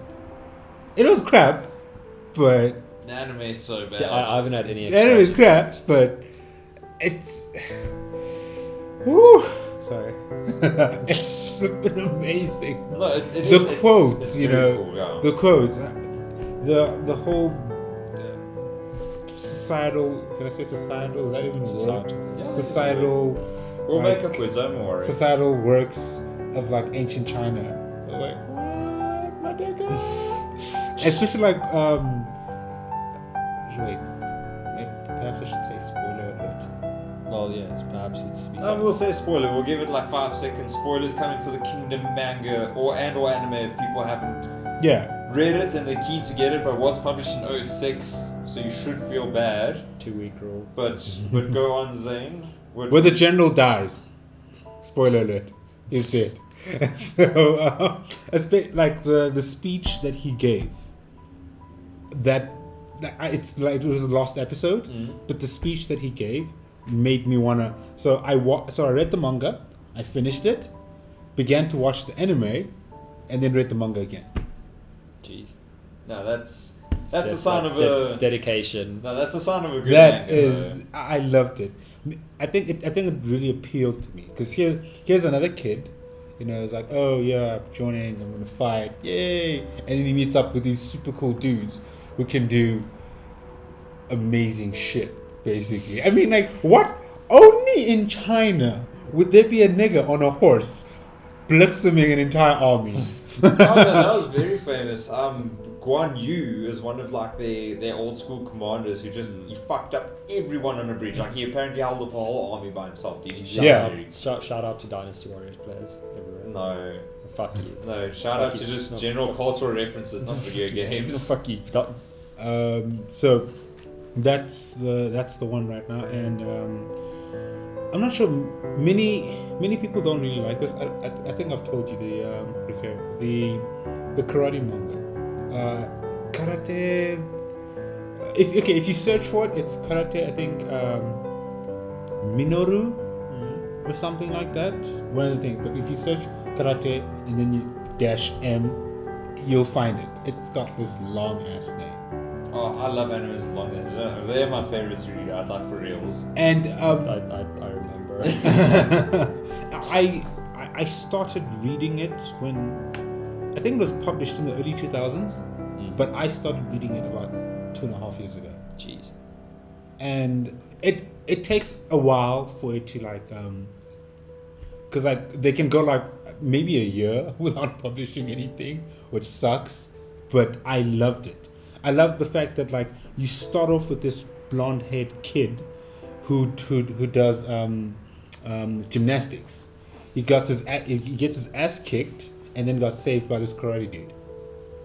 And he's like, "Yo, I don't think you kind of have a choice right now. You kind of have to join the club," and that's how it starts karate. And then they all grow. And another thing, like what we said earlier about like character development. Yeah. That happens. There's this one guy. There's this one character. They have all these weird names, by the way. So I'm not good at names. I'm not even gonna try and recite them. But all I know is he's got black lips, for a white person with thick ass lips. I've seen that before in anime. It's so, man, it's so fucking cool. I love it, dude. It's my favorite trope. He's basically got like Usopp lips. Oh, no, he's got fucking.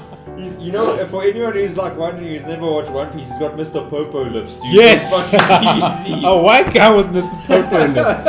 God damn it. It's got that dude. Like he starts off as like this idiot because like he's like, you know, he's a green belt. He's like, yeah, I'm a green belt and stuff like that. Starts teaching people how to punch, but he grows, like he literally grows. Like where he is right now, he's a professional fighter. And the thing is, like, it starts off at the university, and then now it's their life outside of university. Oh, that's very cool to see anime. I can't actually think of many animes that transition that. Yeah, so from being like amateur fighters to be now professional. That's how they're doing this right now, and it's flipping amazing. And I'm getting emotional because I have the goosebumps because I love this so much. I think it's because me as a martial artist as well, it appeals to me. There's this one fight. I think it was the second last fight so far of the main character. He fights his senpai, the guy that taught him basically karate. Now everyone has never seen this guy fight. They've practiced with him, they've trained with him, but what he does is he watches the person that you're going to fight against and he emulates the guy. So he basically fights how that guy fights, and then he puts him in this ring, and he gets this cold look in his eyes, and he whacks the shit out of him. But he whacks him good. He basically almost breaks his legs with leg kicks, which is amazing. I loved it. Like, I loved it so much. You can see the karate coming out of you there. Yeah, so that's my one right now. That's it. But like I've been waiting for like 2 months now.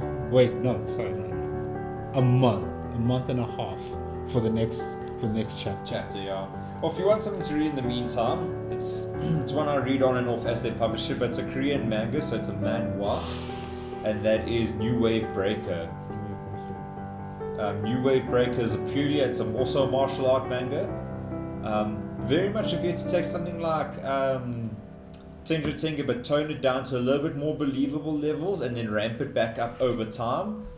So there's a little bit more believability to the development of the characters. Is it that type of art where it's like strip? No. It's presented like a manga. Yeah. But it's again, Korean manga, or the ones I've read at least, either have a very realistic look to them or like a lanky stylized look. Like the Koreans like their people to be almost like clamp type style artwork where they look a lot lanky and linear, and it's just very cool. There's quite a few chapters out now, so you'll get a nice big chunk of reading. I think I've read a few Korean, can I say manga? Yeah. Yeah, and this other one, it was so detailed. Like they took a picture of an actual South Korean city, like at night. Seoul. At night, and this nigga drew it to detail. Like he drew it. Yeah. That's what I said, like they either have this very established stylized Korean style for their mangas and shit, or they have it's hyper realistic. Like there's just so much detail on it, and that's kind of what I found. Because if you ever read Shaman Warrior is fucking crazy as well, dude. Very trippy rural fighting, like almost like Samurai Champloo type shit. Obviously not as hip hop based, but in terms of that very real feel, like, you know, we're fucking walking around and people can fuck with you at any time type shit. But New Wave Breaker was really good, or it still is good because it's not finished yet. Okay. But that's really cool martial art shit and good fucking development and fights. Oh, crazy shit. And then again, it's the new season of anime, so I'm watching a lot of shit at the moment. I'm watching 6 different shows. I can't remember. God, these fucking names, I hate them so much. They've got such fucking weeby names. There's one has an English name, Princess Principal. That's surprisingly good. It is the epitome of steampunk. I've never seen. I remember we chatted about it a while back. Yeah, we briefly mentioned it over Skype and shit. Wait, what's the name? Princess Principal. Princess Principal. Principal as in the first thing in order of importance, like the other principal definition, like the first thing of importance, because they mean the fucking same thing, but you spell them different. They have the same definition. spelled differently. Trash. It's Princess Principal with an A. If you're wondering. Princess Principal. Yeah, Principal. Not Principal. It's fucking dumb. Yeah, sure. So that's great and super steampunky though. Hey, the city is gorgeous and the characters are not afraid to off people. That's why I love. It's why I loved Iron Blood Orphans for Gundam, because like literally the fucking, I don't want to call him a bad guy, but he's kind of an antagonist. Is in like fucking around with their base, so he attacks him. This is way in the beginning, and the characters like they defeat him. And he's saying his fucking mech, he's half like crushed and stuff. So he's like, oh, I'm gonna tell you my last big like. He literally says, I'm going to tell you one last thing before I, go out. And it's going to be all this hectic stuff. And the guy goes, I ain't got time. And pops him. Boom! Fucking shoots him in the face and gets the fuck off the mech. He's like, oh, shit to do. So a child that does it. So I was like, oh, yes. Characters are fucking I should probably pick it up. Yeah. That's great, dude. So Princess Principal's cool. I'm reading it's Yokuso something. I don't know. Just look it up in the summer season. Yokuso something. I read because I thought it was going to be segregation in school. I was like, fuck yeah, segregation. I'm all about that. And then you watch it, and it's so weird. It's the perfect balance between Danganronpa, so high school with murder and hectic consequences, but it's not as high as that. And Baka and Test, where it's like, oh, consequences that don't matter. So it's got this perfect balance of like, this is not life and death, but it's fucking important. Like, don't fucking ignore this problem. And it's first of all the best looking anime in the season by far.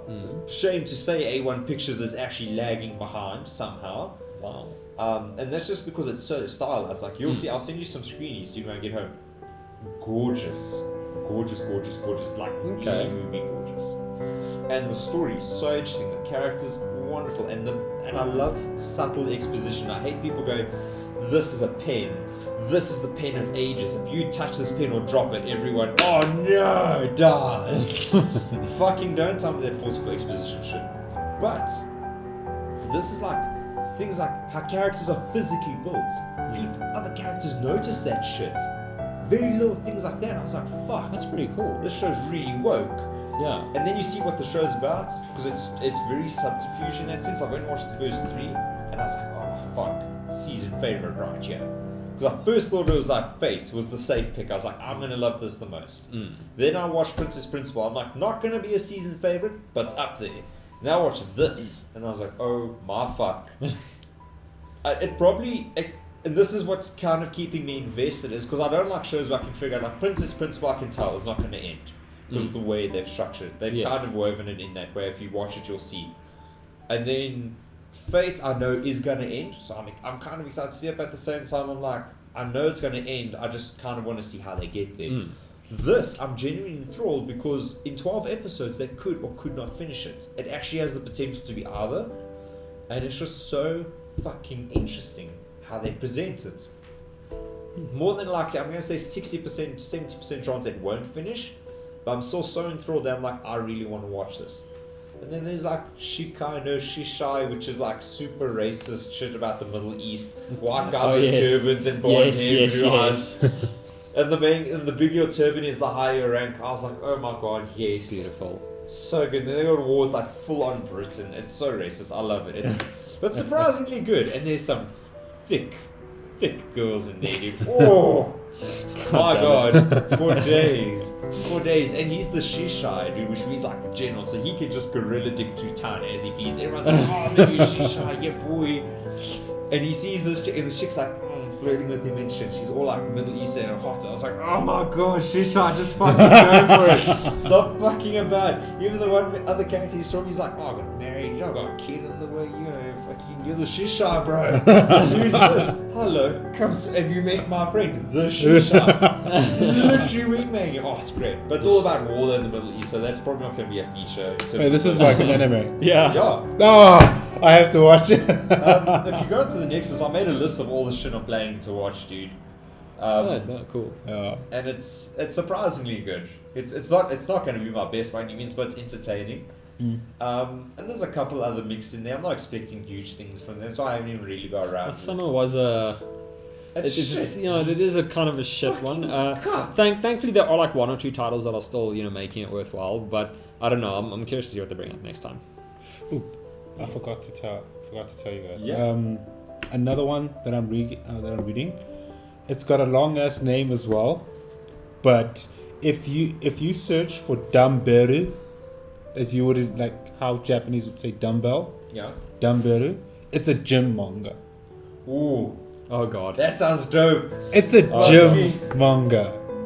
Like legit, like they have actual legit gym shit, which I think all three of us might enjoy. All three of us are gonna enjoy. Like, Because they even show you how to diet. Because like their gym coach is like, he looks like this skinny, scrawny dude, but they're high school students. And like one of the chicks always complains that she's fat, but she eats like crazy.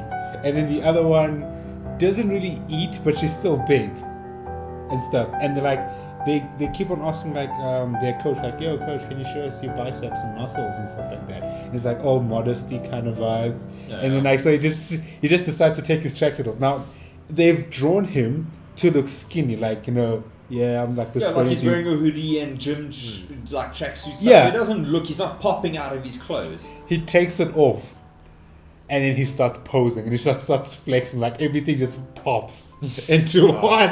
And then you discover that he actually likes showing off. He just like, I don't know, he just takes off his clothes and starts flexing. Oh yes, that's fucking, I'm reading I am that. loving that so far. It is actually, it's got chicks of like massive boobs, classic anime vibes, you know. I love it. I love it. I'm definitely gonna watch. The showers. Sometimes the shower scenes are just like awkward. It's like, what are you doing? No, dude, I can totally vibe on that. That's fucking dope. It's gyms like that why I love anime and manga. Fuck, it's so amazing. Like literally can't get over it. And then there's a whole bunch of shit I'm watching, and then I'm gonna be reviewing a whole bunch of shit for the Sex Stores. So stuff I've rewatched, but I'm gonna like speed rewatch, just so I can kind of refresh my memory and get out there. But it's gonna be like Space Dandy Season 1, Madoka, Free, Parasites. How do you keep track? My brain. God's sake. Because like when I look at you two gods over here, and I'm just like mediocre anime lover. No, but that's again why I love anime, because there's all sorts of degrees of fans, people from all walks of life normally, and all sorts of experience. And that was like the whole reason why I wanted to do this particular podcast. And it's really fun, cool. But again, for me, like for those who haven't maybe read my bio on the Nexus page, my writer page, I went to a really fucking trash school, like proper trash. Care to name? Alan Glenn. Yo. Damn. You know, It's like I went to Manor and I'm like, Jesus. you needed to make a noise to go home every. that was the noise to get home. So yeah, and I also had to walk home every day as well from Alan Glen, and we stayed up by. Okay, so do you know where Alan Glen is? Yes. Okay, so if Alan Glen, like let's say, is here, right? So here's the school. You'll go up onto HP, Hendrik Porchita, as if you're going to Clearwater Mall and Macro. Yeah. So you're going all the way down there, and then there's a road you can turn towards to go up the hill. And I lived at the top of the hill. Oh. So that was about an 8k walk every day. But yeah, Alan Glen it's a shitty fucking trash school. And that's why I mentioned earlier that there was a drug presence as well. We had sniffer dogs coming through the school. We had quite a few students in each year die. We had taken pregnancies. We had teacher abductions. We had teacher stabbings. I saw so many teachers break down. And actually, funny little story for looping around quickly. My one teacher was really into anime, was our biology teacher. This was obviously pre-grade 10, so everyone does their standardized subjects. I'm not going to say his name because he's around the area and stuff. He's a cool guy still. He's now an accountant. Good for you for making money, by the way, Mr. Biology teacher. You know you are. I just thought you were about to blurt out the name. That's so. Great job. I can edit it. Fuck off. He actually lent me Kenshin and Samurai X, me and my mates. Really? Yeah. He was well into it. He's a proper Budamens. He's from the place. He's a proper farm boy. And he's a big fuck. Like, you know how tall Jude is? He's taller than Jude. Jeez. But he's big. He's fucking solid. That's a boo. He's a farm boy, yo. Fuck yeah. And I remember, and we had Allen Glen. For those that aren't very familiar, is a very black/coloured school. Like Indians and whites were minorities, hardcore. And so in a grade of, I think, how many were we? We were like 40 a class, and we went up to G or H. So help me, how far is that down the alphabet? A, B, C, D, E, F, G, H. So 8 times 40 in a grade. That's about 320 students. Yeah, we were about 20 white kids. Jeez. So the horror. yeah, life was a bit different for us because it was also a lawless school. So on top of like racial things in South Africa being quite tense for all intents and purposes, I still feel, between most of the normies. You get that now in a school setting, and a lawless school setting. Oh my god, it's not fun. There was so many fights. Like I remember the one Valentine's Day, dude. I was like, yo, I'm gonna go ask this chick out. The prettiest girl that I thought in that grade, coloured chick. Yeah. Yeah, fuck me. Walking home, hey. And I love fighting. Love it. It's great. It's exhilarating. But then I saw all the coloured kids in the grade waiting outside. I was like, oh, fuck this. I'm going to go the other way. Did you ask her? Yeah. And? Yeah, it was successful. Oh, yeah? She was my fucking... my bird for a little bit. We dates, we did high school things. It's fucking... I was like, yo, this is great. Proper beautiful. Hey, like, if I had to rate her now, probably 10 out of 10. Oh, damn. Gorgeous. Some people might say a bit on the skinny side, but she was like, those, you get like 2 types of coloured girls in South Africa, and she was like the Asian type coloured girl. Yeah, dude, I was like, my god, of course I'm going for her. Wait, I miss you, by the way. Should we clarify what coloured means? For anyone who's not listening, or who is listening as not South African, coloured doesn't mean black people, you fucking racist. Us, it's either the Malaysian people that came here during apartheid, or someone who has a black and a white parent and is a mix. That's typically a coloured. Yeah. If you guys can agree? Yeah. I can agree. Yeah, I can agree. So that's what a coloured person is to us, and then obviously white, blacks, Indians. Indians are normally the Hindus and the Tamils here. We've got a little bit of Arabs, very few Jews, quite a few Portuguese and Greek. A lot of Portuguese. Yeah, dude, go to fucking Glenfister, sure. But yeah, and so school for me was not fun, hey. What's up? You just went there. What? Because having flashbacks. Because dead. No, please continue. So school was like really challenging off the bat. So you go there, and also let's also not forget, I didn't join from beginning of term. I joined mid-term. Oh. So everyone's already clicked, and I'm like, oh fuck this.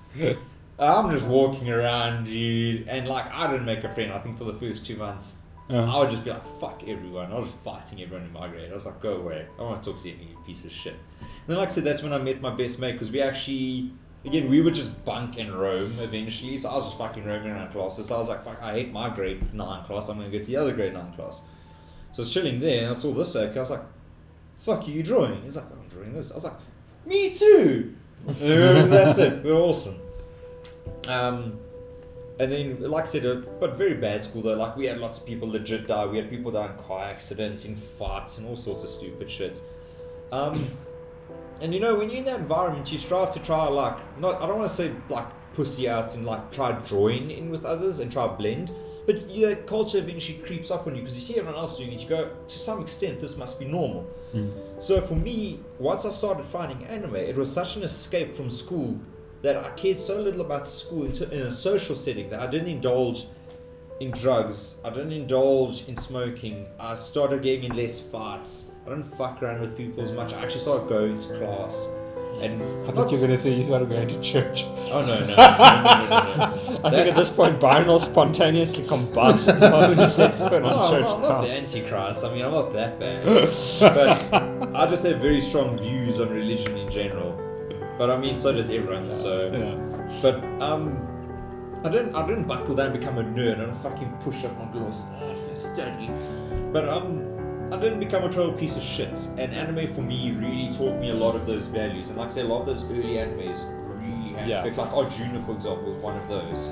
Arjuna, I still feel so bad about because when I first watched it on Animax, I did not understand it. It's not easy And anime it to was understand. and it was like, you know what, this is such a trash anime. What. And then I think it was last year, or the year before that, I rewatched it, and I was like, oh my god. Yeah, I got Dean to rewatch it as well, and he was like, wow, fucking Arjuna's really good. Yes. And I think it's one of those animes that it really shows what you can do if you try to use anime to deliver a message. Oh, yeah. Because I really feel that Arjuna sort of really, really did try to make you more aware of the things we take for granted now, and how they sort of not really work in reality, but how we should be aware of things that we... never mind, I lost the train of thought. Well, okay, if I had to just sum up Arjuna is just about human perspective. It really kind of simply and metaphorically explains that even though me and Zane, or Zane and I rather, can maybe want the best for the country, but Zane's approach is, you know, he wants to be a nationalistic approach, I want to be an economical approach. So we clash on those because those two don't mix. Because economics means you want to get in the best deal, and the best deal at this point is outsourcing to other countries. Like nothing in America is made in America. And the nationals are losing their shit because they're like, we need jobs for Americans. But the economists and the business people are going, well, you're charging me double what Vietnam or China or any of the countries are charging. Why must I fuck my profit by half for people I don't care about? But you both want the best for the country in your own way. And Arjuna is just about perspective going, and they use color, and they just say, you're just seeing two different colors, but you want to achieve the same thing. So, can we basically say that, in a way, anime did kind of shape us into kind of who we are now, or maybe played a part in it? Oh yeah, well for me, it's like I said, it's 100% shaped who I am, and it's especially when I got to my late teen years, so like sort of, I actually fell out of anime. Anime really helped me through like, I'd say 13 to, oh gosh, I want to say 16, because I had some really tough years then. And then 17, 18, I actually had really two blessed years. And then after that, it was really tough years, but kind of good tough. And I got back into anime to help that. And then these past 5 years have been fucking dog shit, dude. If I take a stray bullet, I'll be smiling as I hit the ground. But yeah, no, definitely anime for me has been something really, really profound. It's something that is the basis of like I make a lot of decisions for. I see a lot of life through it because anime is made by people. So there's going to be some elements of the person who created it in there. And if you can't empathize with your fellow man, you are by definition a what's the word? Sociopath. Yes, you're a sociopath because you can't understand another human being despite being one. And for me, that's something very real. But again, everyone has these experiences as a kid, whether it's like sport with your family, cars, something that you experience that really sticks to you. Funny enough, how I got my name Zane was Yu-Gi-Oh. I'm gonna edit that out. Yeah. Shut sorry. up. That's What? terrible. Yeah, that's hella gay. No, okay. I had issues. I had so many issues. And I feel bad because everyone has issues. But And you had the option of Yu-Gi-Oh or drugs. I think you made the wrong choice. but yeah.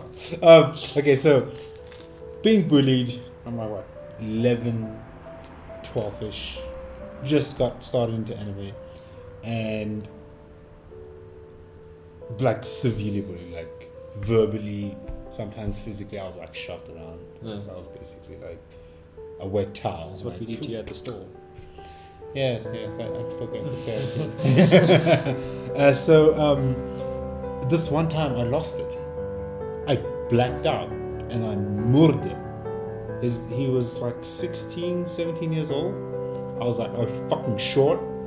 I just threw haymakers for days until I landed one. I got a flush in the jaw and I kept on going. I don't remember. That's what people tell me because I blacked out. It was like he just kept on swinging and swinging. Because like they said, like he got in some good shot. Like I felt my face hurt a lot. So how did you get the name Zane from all this? Okay, Yu-Gi-Oh! GX was playing. Right? Yu-Gi-Oh! GX comes out. Nigga Zane Truesdale leaves the academy. Okay, hold on. First, who is Zane in Yu-Gi-Oh? Define him by his hair, because I know the characters by their hairstyles, because they all have crazy fucking. Okay. He had the so- spiky hair. Yeah, the spiky hair. He was Is that from. not the main character? I don't know. It's all the characters. I know, because You there can- was one we can- that had big brown hair, and it was like, It was like a big fucking flat box type thing. It had like 4 big shapes on the top. And he was taller. No, okay, so this is Yu-Gi-Oh! GX. Okay. So this is where they have like this academy and these like 3 houses based on like the Egyptian god cards. So Zane Truster was from I forgot the name of the house now, but like why am I saying house? Game of Thrones. Clan house, whatever. Yeah, same sorority shit. kind of thingy, where they're like the creme de la creme, you know, and he was like the prodigal son, you know, he's so good, he's gonna make it out the academy, he's gonna become a great professional duelist, gets out the academy, gets fucked, realizes, oh shit, I know Jack, and then he gets invited to the underground, and they put on these like with these weird thingies on him. So basically, every time you lose life points, you know, like they get slashy, like but basically, this is actual voltage that they put Like on a you. shock collar type efforts. Yeah, there was a collar and some other attachments. to Like his body. bangles and shit, yeah. Yeah, like BDSM vibes. Yes, I said that. Oh, And cool. If you into that Yeah, shit, man, that's it's good research. so every time he lost life points, he gets that massive shock, and it can basically kill you. So he, a few months, maybe a year, I can say, he comes back to the academy, but he's wearing all black. He's emo because I also went emo. Okay, cool, go. So he was wearing all black, all emo, and he challenges his little brother because his little brother's all happy-go-lucky with his weird Thomas the Tank Engine cards, literally. And he's like, he deals him, and he showed no emotion and stuff like that. And I could also identify with Zane because he was kind of like, he was a nice guy. Okay, he was a dick even in the academy, but he had a heart. And then he comes back and he's total Dickus Maximus, you know. And people started calling me Zane. I didn't even ask for it. It just caught on. Like they're like, oh shit, you like this, right? It's like, yeah, you kind of remind me of this guy. And then that's where Zane comes from. So wait, what is your government name then? You want me to say that right Yeah. now? Why not? Yeah, why I'll not? tell you mine. Yes. Okay. I have to loosen up my tongue first. Oh yes. Let's go do those exercises. Look taller. Oh yeah, that's where I Oh! tonight. Oh! Ah! Yeah. It's look taller, which basically means peace. Okay, that's cool. Oh, it is peace. That's your turn. Oh, my name's Byron. Cunt. Why? I don't know what I was expecting. I was expecting like some high English name. You know, someone the first or something. Byron is a high English name. It's the name of the Lord and the poet who died of TB and helped shape the English language, you dickhead. I was expecting something greater. Greater than the words you're using. Yeah. No. Oh man. Oh crap. But yeah. Oh, This conversation has derailed spectacularly. I Yeah, you love can it. edit all that shit out, please. I'm gonna keep No. it in. I don't edit shit. Do you? That means I have Yeah. to listen to fucking 2 hours Yeah. of footage. Yeah, no, this is all going up. The only thing I'm gonna do is when I edit, I'm gonna put in. That's why I've made little cool little notes here on my flappy paper. I am literally gonna make. I got the name Zane from Yu-Gi-Oh. I'm making that my ringtone. Every time. I'm gonna turn My it into phone- an EDM mix. My name is Zing. Oh god. I got bullied. I I will blacked out. hang you. I will hang you guys. But yeah, all I'm gonna do is I'm gonna add cool little pictures to shit we spoke about, so people can have a visual representations. Because I kind of want to up my podcast game. But yeah, otherwise, in terms of video or audio editing, like that means I have to proof listen that. That's gonna take forever. So. But I think that was a really good podcast. I think the energy was good. It was a little bit low energy in some points. You guys need to learn a bit of mic work, but some optimal setup because of fucking Xbox. But we're actually the next podcast, if you guys are keen to come around again sometime. Yeah, no. Yeah, sure. I'm gonna have like I had last time with my proper setup. I'm gonna have my computer with the 2 screens, so we can have one for me so I can navigate, and then another one for you guys. So we can actually. We should watch like the first episode of How Do You Meet An Gal. Oh yes, I'm just so all happy. the trash. All the trash. Evie's coming around some point. He's got my cam, and then we'll do that. In fact, let's just sign off so we can talk shit. Okay, everyone, we're gonna go. Bye. Faggot.